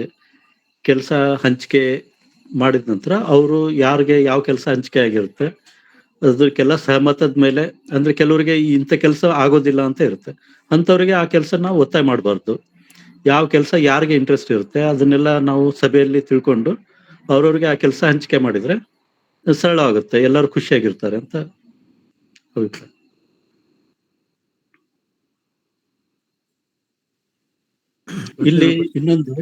ಇಲ್ಲಿ ಯಾರು ಲೇಬರ್ ಆಗಿ ಬಂದಿರೋದಿಲ್ಲ. ಎಲ್ಲರೂ ತಮ್ಮ ಒಂದು ಏನು ಸರಳ ಜೀವನ ಮಾಡಬೇಕು, ಶ್ರಮದಾಯಕ ಜೀವನ ಮಾಡಬೇಕು ಅಂತ ಬಂದಿರ್ತಾರೆ. ಇದರ ಜೊತೆಗೆ ನಾವು ಹೆಚ್ಚು ಅವರು ಯಾವ್ದಾದ್ರು ಒಂದು ಬೇರೆ ಇನ್ಕಮ್ಮು ಇರುತ್ತೆ ಅಂತ ಅನ್ಕೊಂಡಿರ್ತೀವಿ. ಅವರು ಪಾರ್ಟ್ ಟೈಮ್ ಅಥವಾ ವೀಕೆಂಡ್ ಮೆಂಬರ್ಸ್ ಆಗಿದ್ರೆ. ಇಲ್ಲಿ ಫುಲ್ ಟೈಮ್ ಮೆಂಬರ್ಸ್ ಏನಿರ್ತಾರೆ ಅವರು ಮಾತ್ರ ಇಲ್ಲಿ ಸಂಪೂರ್ಣವಾಗಿ ಕೃಷಿ ಮಾಡ್ತಿರ್ತಾರೆ. ಮತ್ತೆ ನಾವು ಅವ್ರಿಗೆ ಬೇರೆ ಸ್ವಲ್ಪ ಸ್ಯಾಲ್ರಿನೂ ಹಾಕಿಕೊಡ್ಬೇಕಾಗತ್ತೆ. ಅಂದ್ರೆ ಅವರು ಹೆಚ್ಚು ಕೆಲಸ ಮಾಡೋದ್ರಿಂದ ಅವ್ರಿಗೆ ನಾವು ಬೇರೆ ಸ್ಯಾಲ್ರಿನೂ ಕೊಡ್ಬೇಕಾಗುತ್ತೆ. ಸೊ ಹೀಗಾಗಿ ಅವ್ರ ಮೇಲೆ ನಾವು ಹೆಚ್ಚು ಡಿಪೆಂಡ್ ಆಗ್ತೀವಿ ಕೆಲಸದ ಸಲುವಾಗಿ. ಆಮೇಲೆ ಇನ್ನುಳಿದವ್ರು ಏನು ಪಾರ್ಟ್ ಟೈಮ್ ಮತ್ತೆ ಅವರು ಜಸ್ಟ್ ಯಾವಾಗ ಕೆಲಸ ಹೆಚ್ಚಿರುತ್ತೆ ಯಾವಾಗ ಇದಿರುತ್ತೆ ಹಂಗೆ ವಾರದಲ್ಲಿ ಸ್ವಲ್ಪ ಕೆಲಸ ಮಾಡಿ ಇರ್ತಾರೆ. ಆಮೇಲೆ ಯಾವ ಕ್ರಾಪ್ಸ್ ಬೆಳಿಬೇಕು ಏನು ಅದನ್ನೆಲ್ಲ ಡಿಸೈಡ್ ಮಾಡೋದು ಮೀಟಿಂಗ್ಸ್ ನಲ್ಲೇ ಡಿಸೈಡ್ ಮಾಡೋದು. ಯಾವ ಅವಶ್ಯಕತೆಗೆ ಅನುಸಾರವಾಗಿ ನಾವು ಕ್ರಾಪ್ಸ್ ಬೆಳೆಯೋದು. ಮೊದಲಿಗೆ ನಾವು ನಮ್ಮ ಕಮ್ಯುನಿಟಿ ಏನು ಸೆಲ್ಫ್ ಸಸ್ಟೈನ್ ಕಮ್ಯುನಿಟಿ ಇರಬೇಕು. ಅಂದ್ರೆ ನಾವು ಮತ್ತೆ ಆಹಾರಕ್ಕಾಗಿ ಬೇರೆ ಹೋಗಿ ಕೊಂಡ್ಕೊಂಡು ಬರುವಂತ ಪರಿಸ್ಥಿತಿ ಬರಬಾರ್ದು ಅಂತ, ಅದೇ ಮುಖ್ಯ.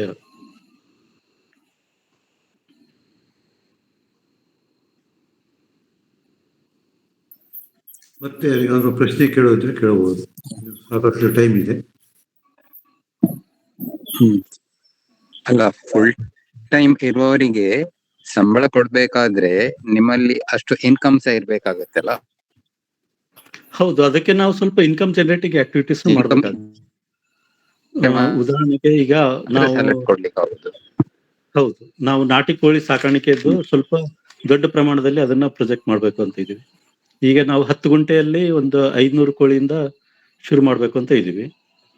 ನಂತರ ಅದು ನಮಗೆ ಲಾಭದಾಯಕ ಅನ್ಸಿದ್ರೆ ಅದನ್ನ ಸ್ವಲ್ಪ ಹೆಚ್ಚು ಪ್ರಮಾಣದಲ್ಲಿ ದೊಡ್ಡ ಪ್ರಮಾಣದಲ್ಲಿ ಮಾಡ್ಬೇಕು. ಅದು ನಮ್ಮ ಏನು ಕಮ್ಯುನಿಟಿಯ ಒಂದು ರಿಸೋರ್ಸ್ ಆಗುತ್ತೆ.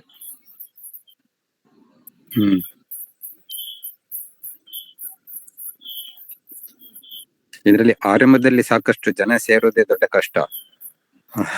ಒಮ್ಮೆ ಸಾಕಷ್ಟು ಜನ ಇದ್ರೆ ಬೇರೆಯವರು ಸೇರ್ಲಿಕ್ಕೆ ತಯಾರಾಗ್ತಾರೆ.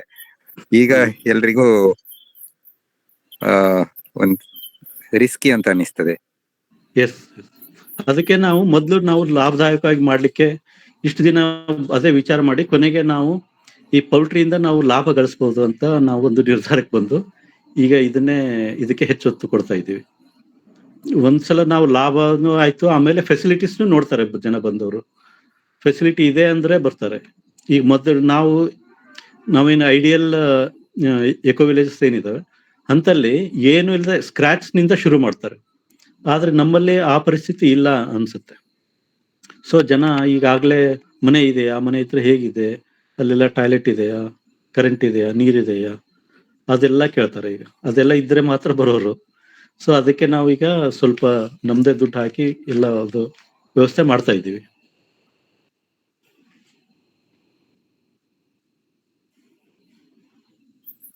ಹಳ್ಳಿಯಲ್ಲಿ ಸಮಾನ ಮನಸ್ಕರಿದ್ದಾರಾ ಅಂತ ಪ್ರಯತ್ನ ಮಾಡಿದ್ದೀರಾ ನೀವು? ಹಾ, ಹಳ್ಳಿಯಲ್ಲಿ ಈ ವಿಚಾರ ಹೇಳಲಿಕ್ಕೆ ಹೋದ್ರೆ ಅವ್ರಿಗೆ ಇದು ತಲೆಯಲ್ಲಿ ಹೋಗೋದಿಲ್ಲ, ಮೊದಲೇ ಮಾತು. ಆಮೇಲೆ ಅವರು ಈಗ ಇಮಿಡಿಯೇಟ್ ರಿಟರ್ನ್ಸ್ ನೋಡ್ತಾರೆ. ಈಗ ನಾವು ಎಲ್ಲಾದ್ರೂ ಕೆಲ್ಸಕ್ಕೆ ಹೋದ್ರೆ ನಮ್ಗೆ 400-500 ವೇಜಸ್ ಸಿಗುತ್ತೆ, ನಿಮ್ಮಲ್ಲಿ ಬಂದ್ರೆ ಏನ್ ಸಿಗುತ್ತೆ ಅಂತ ಕೇಳ್ತಾರೆ ಈಗ. ಆ ನಂತರ ಲಾಭ ಎಲ್ಲರೂ ಹಂಚ್ಕೊಳ್ಳೋದು ಅಂತ ಅಂದ್ಕೂಡ್ಲೆ ಅವ್ರಿಗೆ ಸ್ವಲ್ಪ ಅದು ಚೆನ್ನಾಗಿ ಇದು ಅನ್ಸಲ್ಲ. ಯಾಕೆ ಅವರೆಲ್ಲ ಇಂಡಿವಿಜುವಲಿಸ್ಟಿಕ್ ಇದ್ರಲ್ಲೇ ಬೆಳೆದಿರೋದು, ಆ ಥರ ಇದು ಇರೋದಕ್ಕೆ ಅವ್ರಿಗೆ ಈ ಕಾನ್ಸೆಪ್ಟ್ಗೆ ಅವ್ರಿಗೆ ಸೂಟ್ ಆಗೋದಿಲ್ಲ.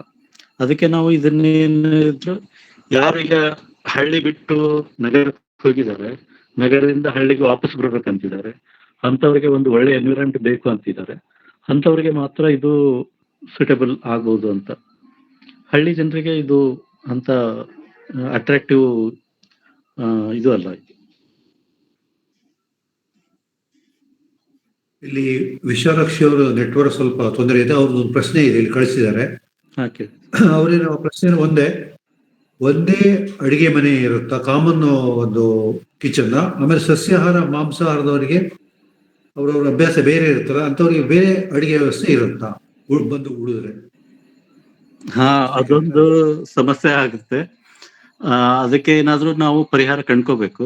ನಾವು ಮಾಂಸಾಹಾರ ಅಡಿಗೆ ಮಾಡ್ಬೇಕಾದ್ರೆ ಅದನ್ನ ಒಂದು ಬೇರೆ ಕಡೆ ಮಾಡಿ, ಅಂತ ಟೈಮಲ್ಲಿ ಮಾಂಸಾಹಾರ ಅಂತೂ ದಿವಸ ಮಾಡೋದು ಒಳ್ಳೇದಲ್ಲ.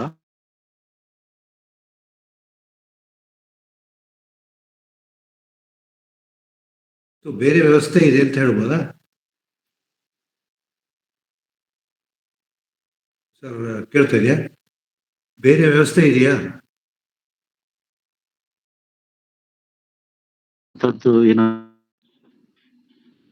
ಓಕೆ, ಗೊತ್ತಾಯ್ತು.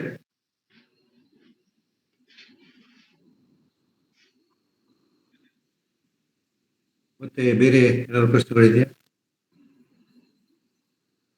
ಅವರು ಮತ್ತೆ ಒಬ್ಬರು ಕೇಳ್ತಾ ಇದ್ದಾರೆ, ಒಂದು 4 ದಿವಸಕ್ಕೆ ಬಂದು ನೋಡಿ ಬರ್ಬೋದಾ ಅಂತ ಕೇಳ್ತಾ ಇದ್ದಾರೆ. ಅಂದ್ರೆ ಅಲ್ಲಿ ಹೇಗೆ ಅನ್ಸುತ್ತೆ, ನಾವು ಒಂದು ಫೀಲ್ ಮಾಡ್ಕೋತೀವಿ, ಅದು ಅನುಕೂಲ ಆಗತ್ತಂದ್ರೆ ಬರ್ಬೋದು ಅಂತ ಹೇಳಿ ಕೇಳ್ತಾ ಇದ್ದಾರೆ. ಬರ್ಬೋದಾ? ಬರ್ಲಿಕ್ಕೆ ಸ್ವಾಗತ ಇದೆ, ಆದ್ರೆ ಖಂಡಿತ ಬೇಸಿಗೆಯಲ್ಲಿ ಬರಬೇಡಿ. ಯಾವ ಕಾಲ ಅನುಕೂಲ ಆಗುತ್ತೆ? ನಮ್ಮಲ್ಲಿ ನಮ್ಮ ತೋಟ ಬಹಳ ಸುಂದರವಾಗಿ ಕಾಣಿಸ್ತದ ಅಂದ್ರೆ ಆಗಸ್ಟ್ ನಂತರ ನೋಡಿ. ಈಗಿನ ನೋಡಿದ್ರೆ ಬರೀ ಏನ್ ಕಷ್ಟ ಇದೆ ಅಂತ ನೋಡ್ಬೋದು. ಎಲ್ಲ ಒಣಗಿದ್ದು ಇದು ಕಾಣಿಸುತ್ತೆ. ಜುಲೈ ಆಗಸ್ಟ್ ಆದ್ರೆ ಎಲ್ಲ ಹಚ್ಚ ಹಸಿರಾಗಿರುತ್ತೆ. ಅವಾಗ ಮಾರ್ಚ್ ಅಲ್ಲಿ, ಈ ತಿಂಗಳಲ್ಲಿ ಈಗಾಗ್ಲೇ ಬಿಸಿಲು ಶುರು ಆಗಿದೆ ನಮ್ಗೆ. ಇರ್ಲಿ, ಓಕೆ. ಅಲ್ಲ, ನೀರಿನ ತೊಂದರೆ ಇದೆಯಲ್ಲ, ಬಂದ್ರೆ ಉಳಿಲಿಕ್ಕೆ ಅಲ್ಲ? ಇಲ್ಲ, ನೀರಿನ ತೊಂದರೆ ಇಲ್ಲ, ನೀರಿನ ವ್ಯವಸ್ಥೆ ಇದೆ. ಆದ್ರೆ ನಾವು ಅದಕ್ಕೆ ನೀರಾವರಿಗೆ ಬಳಸೋದಿಲ್ಲ, ಅಂತರ್ಜಲನ ಹೆಚ್ಚು ನೀರಾವರಿಗೆ ಬಳಸೋದಿಲ್ಲ. ನಾವು ಕಾಲುವೆ ನೀರು ಮಾತ್ರ ನೀರಾವರಿಗೆ ಬಳಸ್ತೀವಿ. ಈಗ ನಮ್ದು ಮಾರ್ಚ್ ಎಂಡಿಗೆ ಕಾಲುವೆ ನೀರು ಬಂದಾಗುತ್ತೆ.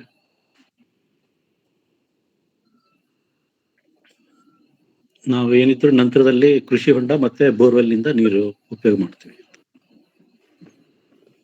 ಇದನ್ನ ಡಾಕ್ಯುಮೆಂಟ್ ನಲ್ಲಿ ಹೇಗೆ ತರೋದು?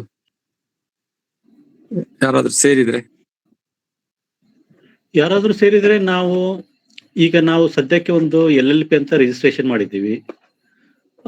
ಆದ್ರೆ ಇದು ಸ್ವಲ್ಪ ಕಮರ್ಷಿಯಲ್ ಅನ್ಸಿದ್ರೆ ನಾವು ಅದ್ರ ಜೊತೆಗೆ ಒಂದು ಈ ಕಮ್ಯುನಿಟಿ ಲೈಫ್ ಸಲುವಾಗಿ ಒಂದು ಕೋಆಪರೇಟಿವ್ ಅಂತ ಒಂದು ರಿಜಿಸ್ಟ್ರೇಷನ್ ಮಾಡಿ ಅದಕ್ಕೆ ಒಂದು ಬೈಲಾ ಮಾಡಿಕೊಂಡು ಅದ್ರ ಪ್ರಕಾರ ಅದನ್ನೇ ನಾವು ನಮ್ಮ ಗೈಡಿಂಗ್ ಡಾಕ್ಯುಮೆಂಟ್ ಅಂತ ಇಟ್ಕೊಂಡು ಅದ್ರ ಪ್ರಕಾರ ನಾವು ನಮ್ಮೆಲ್ಲ ಚಟುವಟಿಕೆ ಮಾಡ್ಬೋದು. ಅಂದ್ರೆ ಇದೀಗ ಕೃಷಿ ಭೂಮಿ ಆಗಿಲ್ಲ, ಆಗಿದ್ರೆ ಅದು ಕನ್ವರ್ಷನ್ ಮಾಡ್ಬೇಕಾಗ್ತದೆ ಹೇಗೆ? ನೀವು ಸೊಸೈಟಿ ಎಲ್ಲ ಮಾಡೋದಿದ್ರೆ ನಾವು ಇಲ್ಲಿ ಮಾಡೋದು ಕೃಷಿನೇ ಅಲ್ವಾ? ಸೊ ಕೃಷಿ ಅಂದ್ರೆ ನಾವು ಕೃಷಿ ಭೂಮಿನೇ ಇದು ಮಾಡ್ಬೋದು.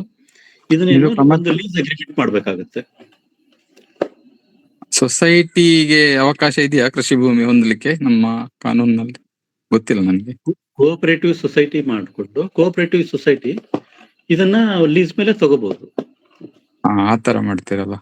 ಎಸ್. ಆದ್ರೆ ಲೀಸ್ ಮೇಲೆ ಕೃಷಿ ಭೂಮಿಯನ್ನು ಬಹುಶಃ ತಗೊಳ್ಳಿಕ್ಕೆ ಆಗುದಿಲ್ವಾ ಅಂತ ಗೊತ್ತಿಲ್ಲ, ನನ್ನ ಇದು ಅನುಭವ ಪ್ರಕಾರ, ಅಂದಾಜು ಪ್ರಕಾರ. ನೀವು ಕನ್ವರ್ಷನ್ ಮಾಡ್ಕೊಳ್ಬೇಕಾಗ್ಬೋದಾ ಹೇಗೆ? ಇಲ್ಲ, ಕನ್ವರ್ಷನ್ ಅವಶ್ಯಕತೆ ಬರೋದಿಲ್ಲ. ಬರೋದಿಲ್ವಾ? ಹ್ಮ್. ಅಂದ್ರೆ ಕಾಂಟ್ರಾಕ್ಟ್ ಫಾರ್ಮಿಂಗ್ ಯಾವ ರೀತಿ ಮಾಡ್ಕೊಳ್ಬೇಕಪ್ಪ ಇದನ್ನೀಗ ನೀವು? ಈ ಲ್ಯಾಂಡ್ ಓನರ್ ಉದಾಹರಣೆಗೆ ನೀವಿದ್ರಿ, ಈಗ ಸೇರುವವರು ಇವರ ಜೊತೆಗೆ ಸೊಸೈಟಿ ಆಯ್ತು, ಒಂದು ವಿಚಾರ ಆಯ್ತು. ಇನ್ನೊಂದು ಅದನ್ನ ಹೇಗೆ ನೀವು ಇದಕ್ಕೆ ತರೋದು ಹೇಗೆ ಡಾಕ್ಯುಮೆಂಟ್ ನೊಳಗೆ? ಈಗ ನಿಮ್ಮ ಭೂಮಿಯನ್ನು ಈಗ ನಾನೊಂದು ಪಾಲ್ ಅದ್ರಲ್ಲಿ ತಗೊಳ್ಳುವಾಗ ಹೇಗೆ ಅದನ್ನ ತರೋದು? ಸೊಸೈಟಿಯಲ್ಲಿ ಶೇರ್ ಹೋಲ್ಡರ್? ಆಯ್ತು, ಪೂರ್ತಿ ಕೇಳಿ ಪ್ರಶ್ನೆ, ಕ್ಷಮಿಸಿ.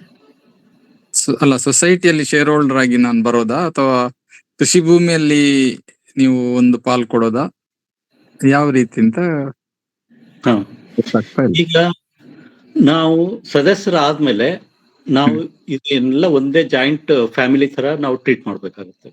ನಾವೆಲ್ಲ ಜಾಯಿಂಟ್ ಫ್ಯಾಮಿಲಿ ಮೆಂಬರ್ಸ್. ಆಮೇಲೆ ನಾವು ಭೂಮಿನ ಒಡೆದು ತುಂಡು ಮಾಡೋದಿಲ್ಲ. ಅವಾಗ ಇದು ಎಲ್ಲರಿಗೂ ಸೇರಿದ್ದು ಜಮೀನಾಗುತ್ತೆ.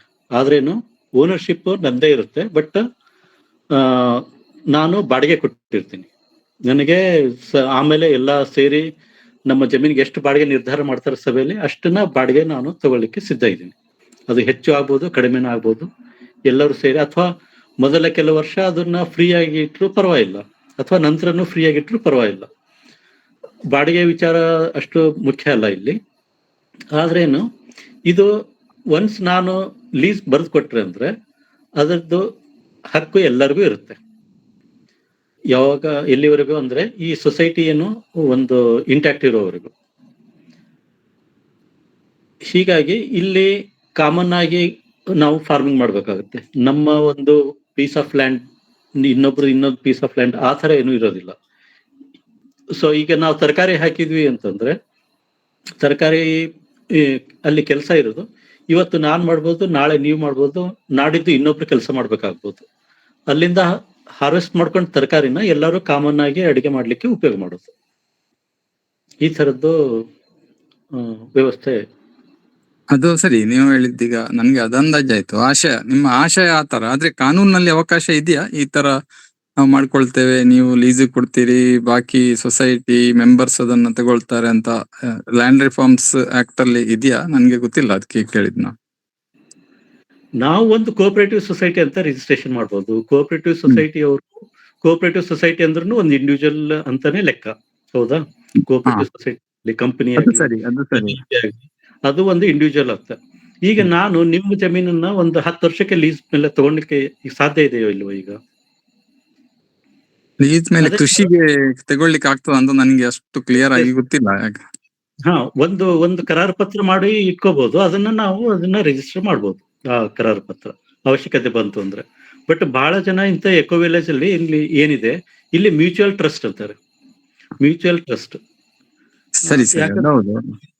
ಅಲ್ಲ, ನಿಮ್ಮೊಳಗೆ ಟ್ರಸ್ಟಿಗೆ ಸಾರಿ ಅದಲ್ಲ ನಾನು ಹೇಳ್ತಾ ಇರೋದು. ಟ್ರಸ್ಟಿಗೆ ಇದು ನಮ್ಮೊಳಗೆ ಟ್ರಸ್ಟಿಗೆ ಏನ್ ತೊಂದ್ರೆ ಇಲ್ಲ. ಈಗ ನಿಮ್ಮ ಪರಿಚಯದವರೇ ಬಂದಿರ್ತಾರೆ, ಯಾರು ಹಾಗೆ ಹೊರಗಿಂದ ಯಾರು ಸೀದಾ ಬಂದು ಯಾರು ಸೇರುವ ಚಾನ್ಸ್ ಇಲ್ವಲ್ಲ? ಬರ್ತಾರೆ, ಯಾಕಂದ್ರೆ ಈಗ ನಮ್ ಪರಿಚಯ ಇರೋರು ಎಲ್ಲರೂ ಇದರಲ್ಲಿ ಇಂಟ್ರೆಸ್ಟ್ ಇರ್ಲಿಕ್ಕಿಲ್ಲ. ಇಲ್ಲಿ ಏನು ಸಮಾನ ಮನಸ್ಕರು ಅಂತ, ಸಮಾನ ಮನಸ್ಕರು ಪರಿಚಯ ಇದ್ದವ್ರು ಇರ್ಬೋದು, ಇಲ್ದೇ ಇರ್ಬೋದು. ಬಟ್ ಏನಿದೆ, ಒಂದ್ಸಲ ಬಂದ್ರಂದ್ರೆ ನಾವು ಇಲ್ಲಿ ಏನು ನಾವು ನಿಯಮ ಮಾಡ್ಕೋತೀವಿ, ನಾವು ಬಂದ್ಮೇಲೆನೆ ಆ ನಿಯಮಕ್ಕೆ ಬದ್ಧರಾಗ್ಬೇಕಾಗುತ್ತೆ. ಇದೇ ಬಾಧ್ಯತೆ. Okay okay. ಈಗಾಗ್ಲೇ ನಿಮ್ದಾಗಿದ್ರೆ ಇದನ್ನೆಲ್ಲ ನೀವು ಇದ್ ಮಾಡ್ಕೊಂಡಿದ್ದೀರಿ? ತಯಾರು ಮಾಡಿದ್ದೀನಿ. ಅದನ್ನ ನಾವು ಸ್ವಲ್ಪ ಸದಸ್ಯರು ಸೇರಿದ ನಂತರ ಇದನ್ನ ಫೈನಲೈಸ್ ಮಾಡಿ ಅಪ್ರೂವ್ ಮಾಡ್ಬೇಕಾಗುತ್ತೆ. ಸರಿ ಸರಿ. ನಂತರ ನಾವು ಒಂದು ಕೋಆಪರೇಟಿವ್ ಅಥವಾ ಏನಾದ್ರು ರಿಜಿಸ್ಟ್ರೇಷನ್ ಮಾಡ್ಬೇಕಾಗುತ್ತೆ. ಓಕೆ ಓಕೆ, ಧನ್ಯವಾದ.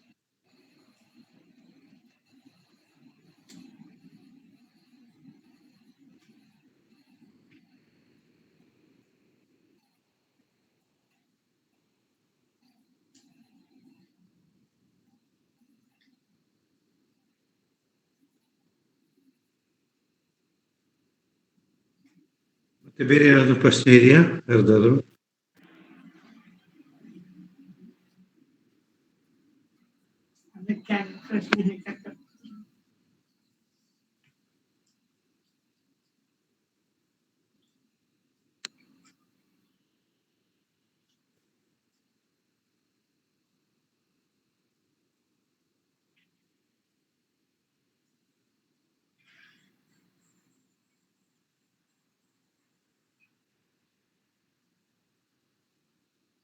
ಈ ಹಾರ್ವೆಸ್ಟಿಂಗ್ ಎಲ್ಲ ಯಾವ ರೀತಿ ಮಾಡಿ ಅದಕ್ಕೆ ಸೇಲ್ ಮಾಡಲಿಕ್ಕೆ, ಅಥವಾ ನಿಮಗೆ ನಾಳೆ ನೀವು ಇಲ್ಲಿ ದನಕರುಗಳನ್ನ ಸಾಕಿದ್ರೆ ನಿಮಗೆ ಮೆಡಿಕಲ್ ಫೆಸಿಲಿಟಿ ಸಿಗತ್ತಾ? ಅದೆಲ್ಲ ಹೇಗೆ?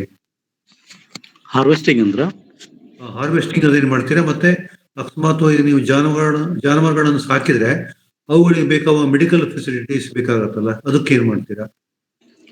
ಮೆಡಿಕಲ್ ಫೆಸಿಲಿಟಿ, ಜಾನುವಾರುಗಳಿಗೆ ಮೆಡಿಕಲ್ ಫೆಸಿಲಿಟಿ ಸ್ವಲ್ಪ ಮನೆ ಮದ್ದು ಅದನ್ನೆಲ್ಲ ನಾವು ಸ್ಟಡಿ ಮಾಡಿ ಇಟ್ಕೋಬೇಕು.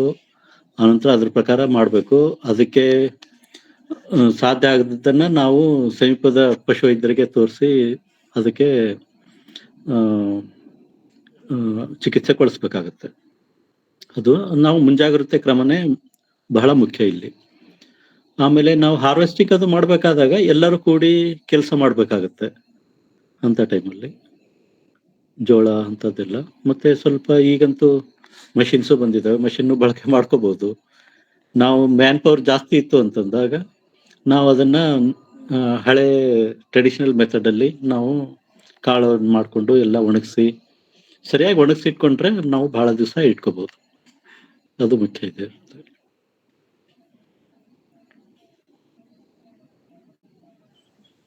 ಈಗ ನಿಮ್ಮಲ್ಲಿ ಜನ ಇಲ್ಲದಾಗ ನೀವಲ್ಲಿ ಏನಾದ್ರು ಬೆಳೆಸ್ತಾ ಇದ್ದೀರಾ? ಈಗ ಸದ್ಯಕ್ಕೆ ನಾವು ಸ್ವಲ್ಪ ಆಯಿಲ್ ಪಾಮ್ ಪ್ಲಾಂಟೇಶನ್ ಮಾಡಿದ್ವಿ, ಒಂದು 4 ಎಕರೆ. ಆಮೇಲೆ ಅದರ ನಡುವೆ ಬಹಳಷ್ಟು ಸ್ಪೇಸ್ ಇದೆ, ಅದರಲ್ಲಿ ನಾವು ತರಕಾರಿ ಅದನ್ನೆಲ್ಲ ಬೆಳ್ಕೋಬಹುದು. ಆಮೇಲೆ ಸ್ವಲ್ಪ ಓಪನ್ ಸ್ಪೇಸ್ ಇದೆ, ಅದರಲ್ಲಿ ನಾವು ಕಾಳು ಅದನ್ನ ಬೆಳ್ಕೋಬಹುದು. ಮತ್ತೆ ನಮಗೆ ಈಗ ದನಗಳಿಗೆ ರೇಷ್ಮೆ ಸೊಪ್ಪನ್ನ ಆಹಾರಕ್ಕಾಗಿ ಮೇವಾಗಿ ರೇಷ್ಮೆ ಸೊಪ್ಪು, ಸ್ವಲ್ಪ ಹುಲ್ಲು ಅದನ್ನೆಲ್ಲ ಬೆಳೆಸ್ತಾ ಇದ್ದೀವಿ. ನಾವು ಈಗ ಸದ್ಯ ಆಹಾರ ಬೆಳೆಗೆ ಹೆಚ್ಚು ಇದನ್ನ ಕೊಟ್ಟಿಲ್ಲ. ಈಗ ಸದ್ಯಕ್ಕೆ ನಾವು ಅವಶ್ಯಕತೆ ಬಂದಂಗೆ ಅದಕ್ಕೆ ಆಹಾರ ಧಾನ್ಯತೆ ಇದನ್ನ ಮಾಡ್ಬೋದು. ಮತ್ತೆ ನಮಗೆ ಇಲ್ಲಿ ಜಮೀನು ಕಡಿಮೆ ಅನಿಸ್ತು ಅಂತಂದ್ರೆ ಸಾಕಷ್ಟು ಹೊರಗಿನ ಆಹಾರ ಧಾನ್ಯದ ಬೆಳೆ ಸಲುವಾಗಿ, ಅಂದ್ರೆ ಒಣಭೂಮಿಯಲ್ಲಿ ನಾವು ಜೋಳ ಮತ್ತೆ ಗೋಧಿ ಇಂಥದನ್ನೆಲ್ಲ ಬೆಳಿಲಿಕ್ಕೆ ಬಹಳಷ್ಟು ಜಮೀನು ಬಹಳ ಕಡಿಮೆ ಇದಕ್ಕೆ ಲೀಸ್ ಮೇಲೆ ಸಿಗ್ತವೆ. ಅಂದ್ರೆ ಆನ್ಯುವಲ್ 1 ವರ್ಷ 2 ವರ್ಷಕ್ಕೆ ಆ ಥರ. 1 ವರ್ಷ ನಮ್ಮಲ್ಲಿ ನೀರಾವರಿ ಜಮೀನಿಗೆ ಈಗ 7,500 ಇದೆ 1 ವರ್ಷಕ್ಕೆ. ಅದು ಒಣಭೂಮಿ ಆತಂದ್ರೆ ಇನ್ನು 4,500-5,000ಕ್ಕೂ 1 ವರ್ಷಕ್ಕೆ ನಮಗೆ ಲೀಸ್ ಮೇಲೆ ಕೊಡ್ತಾರೆ. ಅಂಥದ್ರಲ್ಲೆಲ್ಲ ನಾವು ಆಹಾರ ಧಾನ್ಯನೂ ಬೆಳ್ಕೋಬಹುದು ಇಲ್ಲಿ ಕಡಿಮೆ ಅನಿಸ್ತು ಅಂತಂದ್ರೆ. ನಮಸ್ಕಾರ. ನಮಸ್ಕಾರ ಹಸರ್ ಸಾಹೇಬ್ರೆ, ನಮಸ್ಕಾರ. ನಮಸ್ಕಾರ. ನಾನು ಡಾಕ್ಟರ್ ಪ್ರತಾಪ್ ಸಿಂಗ್ ತಿವಾರಿ ಅಂತ ಹೇಳಿ. ಇದು ತಮಗೆ ನಾನು ಶುಭಾಶಯ ಕೋರ್ತೀನಿ. ಇದೊಂದು ಹೊಸ ಕಾನ್ಸೆಪ್ಟ್ ಅಲ್ಲಿ ತಾವು ಮಾಡ್ತಾ ಇದ್ದೀರಿ. ಆಗ್ರಾ ಹತ್ರ ಒಂದು ದಯಾಲ್ ಬಾಗ್ ಅಂತಿದೆ. ದಯಾಲ್ ಬಾಗ್ ಅಂತೇಳಿ. ದಯಾಲ್ ಅಂದ್ರೆ ಮರ್ಸಿ ಗಾರ್ಡನ್, ದಯಾ ಅಂದ್ರೆ ಮರ್ಸಿ, ಬಾಗ್ ಅಂದ್ರೆ ಗಾರ್ಡನ್. ಅಲ್ಲಿ IIT ಪ್ರೊಫೆಸರು ಅವರು ಸುಮಾರು ಅಂಕ ತಂದಿದೆ, ಒಂದು 30 ವರ್ಷದ ಹಿಂದೆ ಈ ರೀತಿ ಮಾಡಿದ್ದಾರೆ. ಆಮೇಲೆ ಅಲ್ಲಿ ಅಂಕ ಏನಾಗ್ಬಿಟ್ಟಿದೆ ಅಂದ್ರೆ ಎಲ್ಲಾ ಕಮ್ಯುನಿಟಿ ಟೈಪೇ ಅಲ್ಲಿ ಅಂಕ ತಂದಿದೆ, ಸಾಮೂಹಿಕವಾಗಿ ಅಂಕ ತಂದಿದೆ. ಅಲ್ಲಿ ಅಗ್ರಿಕಲ್ಚರ್ ಆಗ್ತದೆ. ಮತ್ತೆ ಅಲ್ಲಿ ಅಂಕ ತಂದಿದೆ, ಬೆಳೆದಂತ ಅಂಕ ತಂದಿದೆ, ಬಹಳ ಕಡಿಮೆ ದರದಲ್ಲಿ ಅಂಕ ತಂದಿದೆ, ಎಲ್ಲರಿಗೂ ಸಪ್ಲೈ ಮಾಡ್ತಾರೆ. ಮತ್ತೆ ಇತ್ತೀಚೆಗೆ ಅಂಕ ತಂದಿದೆ ಅಂತಂದ್ರೆ ಅದು ದಯಾಲ್ ಬಾಗ್ ಯೂನಿವರ್ಸಿಟಿ ಆಗಿದೆ. ದಯಾಲ್ ಬಾಗ್ ಯೂನಿವರ್ಸಿಟಿ ಮತ್ತೆ ದಯಾಲ್ ಬಾಗ್ ಊರೇ ಒಂದು ಆಗ್ಬಿಟ್ಟಿದೆ. ಹೆಂಗ್ ಇಲ್ಲಿ ತಾವ್ ಹೇಳ್ತಾ ಇದ್ರಲ್ಲ, ಅದು ಅಂಕದಿದೆ ದಯಾಲ್ ಬಾಗ್. ಅದು ಅಂಕದಿದೆ ಈ ಆಗ್ರಾದಿಂದ ಒಂದು ಸುಮಾರು ಅಂಕದಿದೆ, ಒಂದು 100 ಕಿಲೋಮೀಟರ್ ಇದೆ. ಅದು ತಾವು ಹೋಗಿ ನೋಡಬಹುದು. ಮತ್ತೆ ಆ ಕಾನ್ಸೆಪ್ಟ್ ಅಲ್ಲಿ ಅಂಕದಿದೆ, ಬಿಗಿನಿಂಗ್ ಅಂಕದಿದೆ ಮಾಡಬಹುದು. ಒಳ್ಳೆ ಕಾನ್ಸೆಪ್ಟ್ ಇದೆ ಇದು. ಮತ್ತೆ ಈಗ ನಮ್ ಗ್ರೂಪ್ನಾಗ ಇರೋರು ಎಲ್ಲರೂ ಅಂಕದಿದೆ, ಒಂದ್ಸಲ ಕಡೆ ಆಗ್ರಾ ಕಡೆ ಹೋದ್ರ ಅಂಕದಿದೆ ದಯಾಲ್ ಬಾಗ್ ಯೂನಿವರ್ಸಿಟಿ ಹೋಗ್ಬಹುದು. ಅಲ್ಲಿ ಏನಿದೆ ಅಂದ್ರೆ IIT ಪ್ರೊಫೆಸರ್ ಅಲ್ಲಿ ಹುಟ್ಟಾಕಿದ್ದದು. ಮತ್ತೆ ಪ್ರತಿ ದಿನ ಅಂಕ ಏನಿದೆ, ಎಲ್ಲರೂ ಸಾಮೂಹಿಕವಾಗಿ ಅಂಕ ಏನಿದೆ 6 ಗಂಟೆಯಿಂದ 8 ಗಂಟೆವರೆಗೆ ಸಾಮೂಹಿಕ ಸುಮಾರು ಅಂಕ ಏನಿದೆ. ವಿದ್ಯಾರ್ಥಿಗಳು, ಅಲ್ಲಿ ಪ್ರೊಫೆಸರ್ಗಳು, ಅಲ್ಲಿರುವಂತಹ ಟೀಚರ್ಸ್ಗಳು ಎಲ್ಲರೂ ಅಂಕ ಏನಿದೆ ಅಗ್ರಿಕಲ್ಚರ್ದಲ್ಲಿ 6 ಗಂಟೆಯಿಂದ 8 ಗಂಟೆ ತನಕ ಕೆಲಸ ಮಾಡ್ತಾರೆ. ಅವ್ರದ್ದು ಈಗಾಗಲೇ ಸಾಕಷ್ಟು ಬೆಳೆದಿದೆ. ಬಹಳ ಬೆಳೆದಿದೆ. ನಾವು ಇನ್ನೂ ಇದ್ದೀವಿ. ಒಂದ್ಸಲ ನೋಡಿ ಬಂದ್ರೆ ನಮಗೆ ಉಪಯೋಗ ಆಗ್ಬೋದು. ಎಸ್. ಧನ್ಯವಾದಗಳು.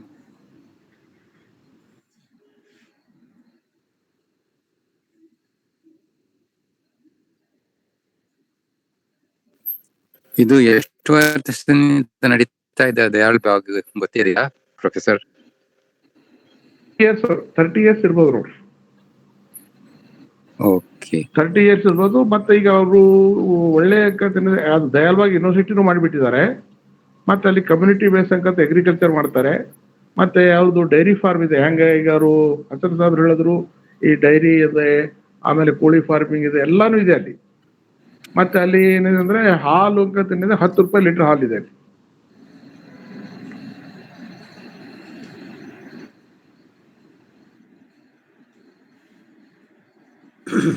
ಇನ್ಯಾರೋ ಪ್ರಶ್ನೆ ಕೇಳಬಹುದು. ಕಾಂಚನ ಅಂತ ಯಾರೋ ಒಬ್ರು ಮತ್ತೆ ಬಂದಿದ್ದಾರೆ, ಅವ್ರು ಬೇಕಾದ್ರೆ ಕೇಳಬಹುದು. ಮೊದಲೇ ಕೈ ಎತ್ತಿದ್ರು.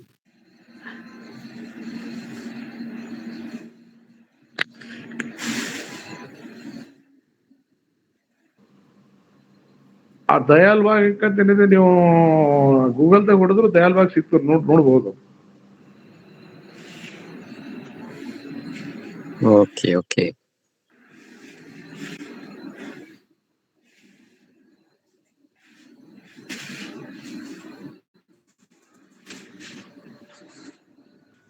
ಅವರು ಕಾಂಚನ ಅವರು ಗೊತ್ತಿಲ್ಲ ಕೈ ಎತ್ತಿದ್ದಾರೆ ಬಹುಶಃ. ಮಾಡಿದ್ರು. ಮೊದಲಿನಿಂದಲೂ ಕೈ ಎತ್ತೇ ಇದೆ. ಪ್ರದೀಪ್ ಅವರೇನೋ ಕೈ ಎತ್ತಿದ್ದಾರೆ, ಪ್ರಶ್ನೆ ಕೇಳ್ತಾ ಇಲ್ಲ.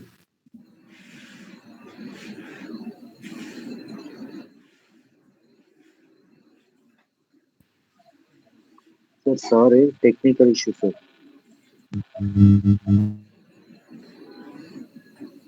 ಪ್ರದೀಪ್ ಅವರೇ ಮಾತಾಡಿ.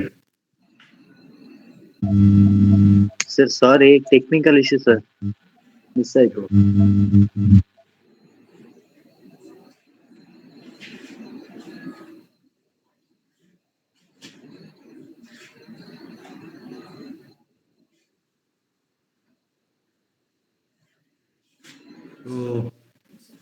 ಸಭೆ ಮುಗಿಸೋಣ. ಏನು ಪ್ರಶ್ನೆ ಯಾರದ್ದು ಇಲ್ಲ ಅಂತ ಹೇಳಿದ್ರೆ ಸಭೆ ಮುಗಿಸ್ತೀವಿ. ಪಿಂಜಾರ್ ಅವರೇ, ಸಭೆಯನ್ನು ಮುಗಿಸೋಣ ಅಥವಾ ಏನಾದ್ರು ಬೇರೆ ಹೇಳೋದಿದೆಯಾ? ಪ್ರಶ್ನೆಗಳಿಲ್ಲ ಅಂತ ಮುಗಿಸ್ಬೋದು. ನಿಮ್ಗೆ ಶುಭಾಶಯಗಳು ಹಸನ್ ಪಿಂಜಾರ್ ಅವರೇ. ಧನ್ಯವಾದಗಳು. ಸೇರಿದ ಎಲ್ಲರಿಗೂ ಧನ್ಯವಾದಗಳು. ಆಮೇಲೆ ಇನ್ನೊಂದೆರಡು ಪಾಯಿಂಟ್ ಇದೆ, ಬೇರೆ ಒಂದು 2 ನಿಮಿಷ ಮಾತಾಡ್ತೀನಿ. ಹಸನ್ ಸಾಹೇಬ್ರು ನೀವು ಇರ್ಬೋದು, ಏನು ತೊಂದರೆ ಇಲ್ಲ. ನಾನು ಒಂದು ಜೀವವಿದ್ಯುತ ಸಮಿತಿ ಅಂತ ಒಂದು ಗ್ರಾಮ ಪಂಚಾಯತಿ, ತಾಲೂಕು ಮತ್ತೆ ಜಿಲ್ಲಾ ಪಂಚಾಯತ್ ಮತ್ತು ನಗರಸಭೆಯಲ್ಲೆಲ್ಲ ಇರ್ತದೆ, ಇರಬೇಕು ಅಂತ ಕಾನೂನು ಇದೆ, ಬಯೋಡೈವರ್ಸಿಟಿ ಆಕ್ಟ್ ಪ್ರಕಾರ. ಅದ್ರ ಬಗ್ಗೆ ಅವರು ಕಳೆದ ಒಂದು ವಾರದಲ್ಲಿ ಮಾತಾಡಿದ್ರು. ಅದಕ್ಕಾಗಿ ನಾವು ಸ್ವಲ್ಪ ಅದ್ರ ಬಗ್ಗೆ ಏನಾದ್ರು ಕೆಲಸ ಮಾಡೋಣ ಅಂತ ನನಗೆ ಅನಿಸಿತು. ಅದರಲ್ಲಿ ನಾನೊಂದು ಪತ್ರ ತಯಾರು ಮಾಡಿದ್ದೀನಿ. ಅದು ಹೇಗೆ ಅಂದರೆ, ನನ್ನ ಕಲ್ಪನೆ ಹೇಳ್ತೀನಿ, ನೀವು ನೋಡಿ ವಿಚಾರ ಮಾಡಿ. ಈ ಕೆಲವು ಗ್ರಾಮ ಪಂಚಾಯತಿಗಳಿಗೆ ನಾವು ಈ ಒಂದು ಪತ್ರವನ್ನು ಕಳಿಸೋದು. ಅದರಲ್ಲಿ ನಮ್ಮ ಏನು ಬರೆದಿದ್ದೀನಿ ಅಂದರೆ, ನಮ್ಮದೊಂದು ಪರಿಸರ ಸಂಗಮದ ಉದ್ದೇಶ ಎಲ್ಲ ಬರೆದಿದ್ದೀನಿ. ನಾವು ಈಗ ಬಯೋಡೈವರ್ಸಿಟಿ ಬಗ್ಗೆ ಒಂದು ರಿಸರ್ಚ್ ಲೈಕ್ ನಾವು ಸ್ಟಡಿ ಮಾಡಬೇಕು ಅಂತ ಮಾಡ್ಕೊಂಡಿದ್ದೀವಿ. ಅದಕ್ಕೆ ನಿಮ್ಮ ಎಲ್ಲ ಕಡೆಗೆ ಈಗ ಸಮಿತಿಗಳು ಇದೆ, ಅದು ನಮಗೆ ಹೆಲ್ಪ್ ಆಗುತ್ತೆ ನಾವು ತಿಳ್ಕೊಂಡಿದ್ದೀವಿ. ಅದಕ್ಕೆ ನೀವೇನು ನಮಗೆ ಮಾಹಿತಿ ಬೇಕು ಅಂತ ಹೇಳಿದ್ರೆ,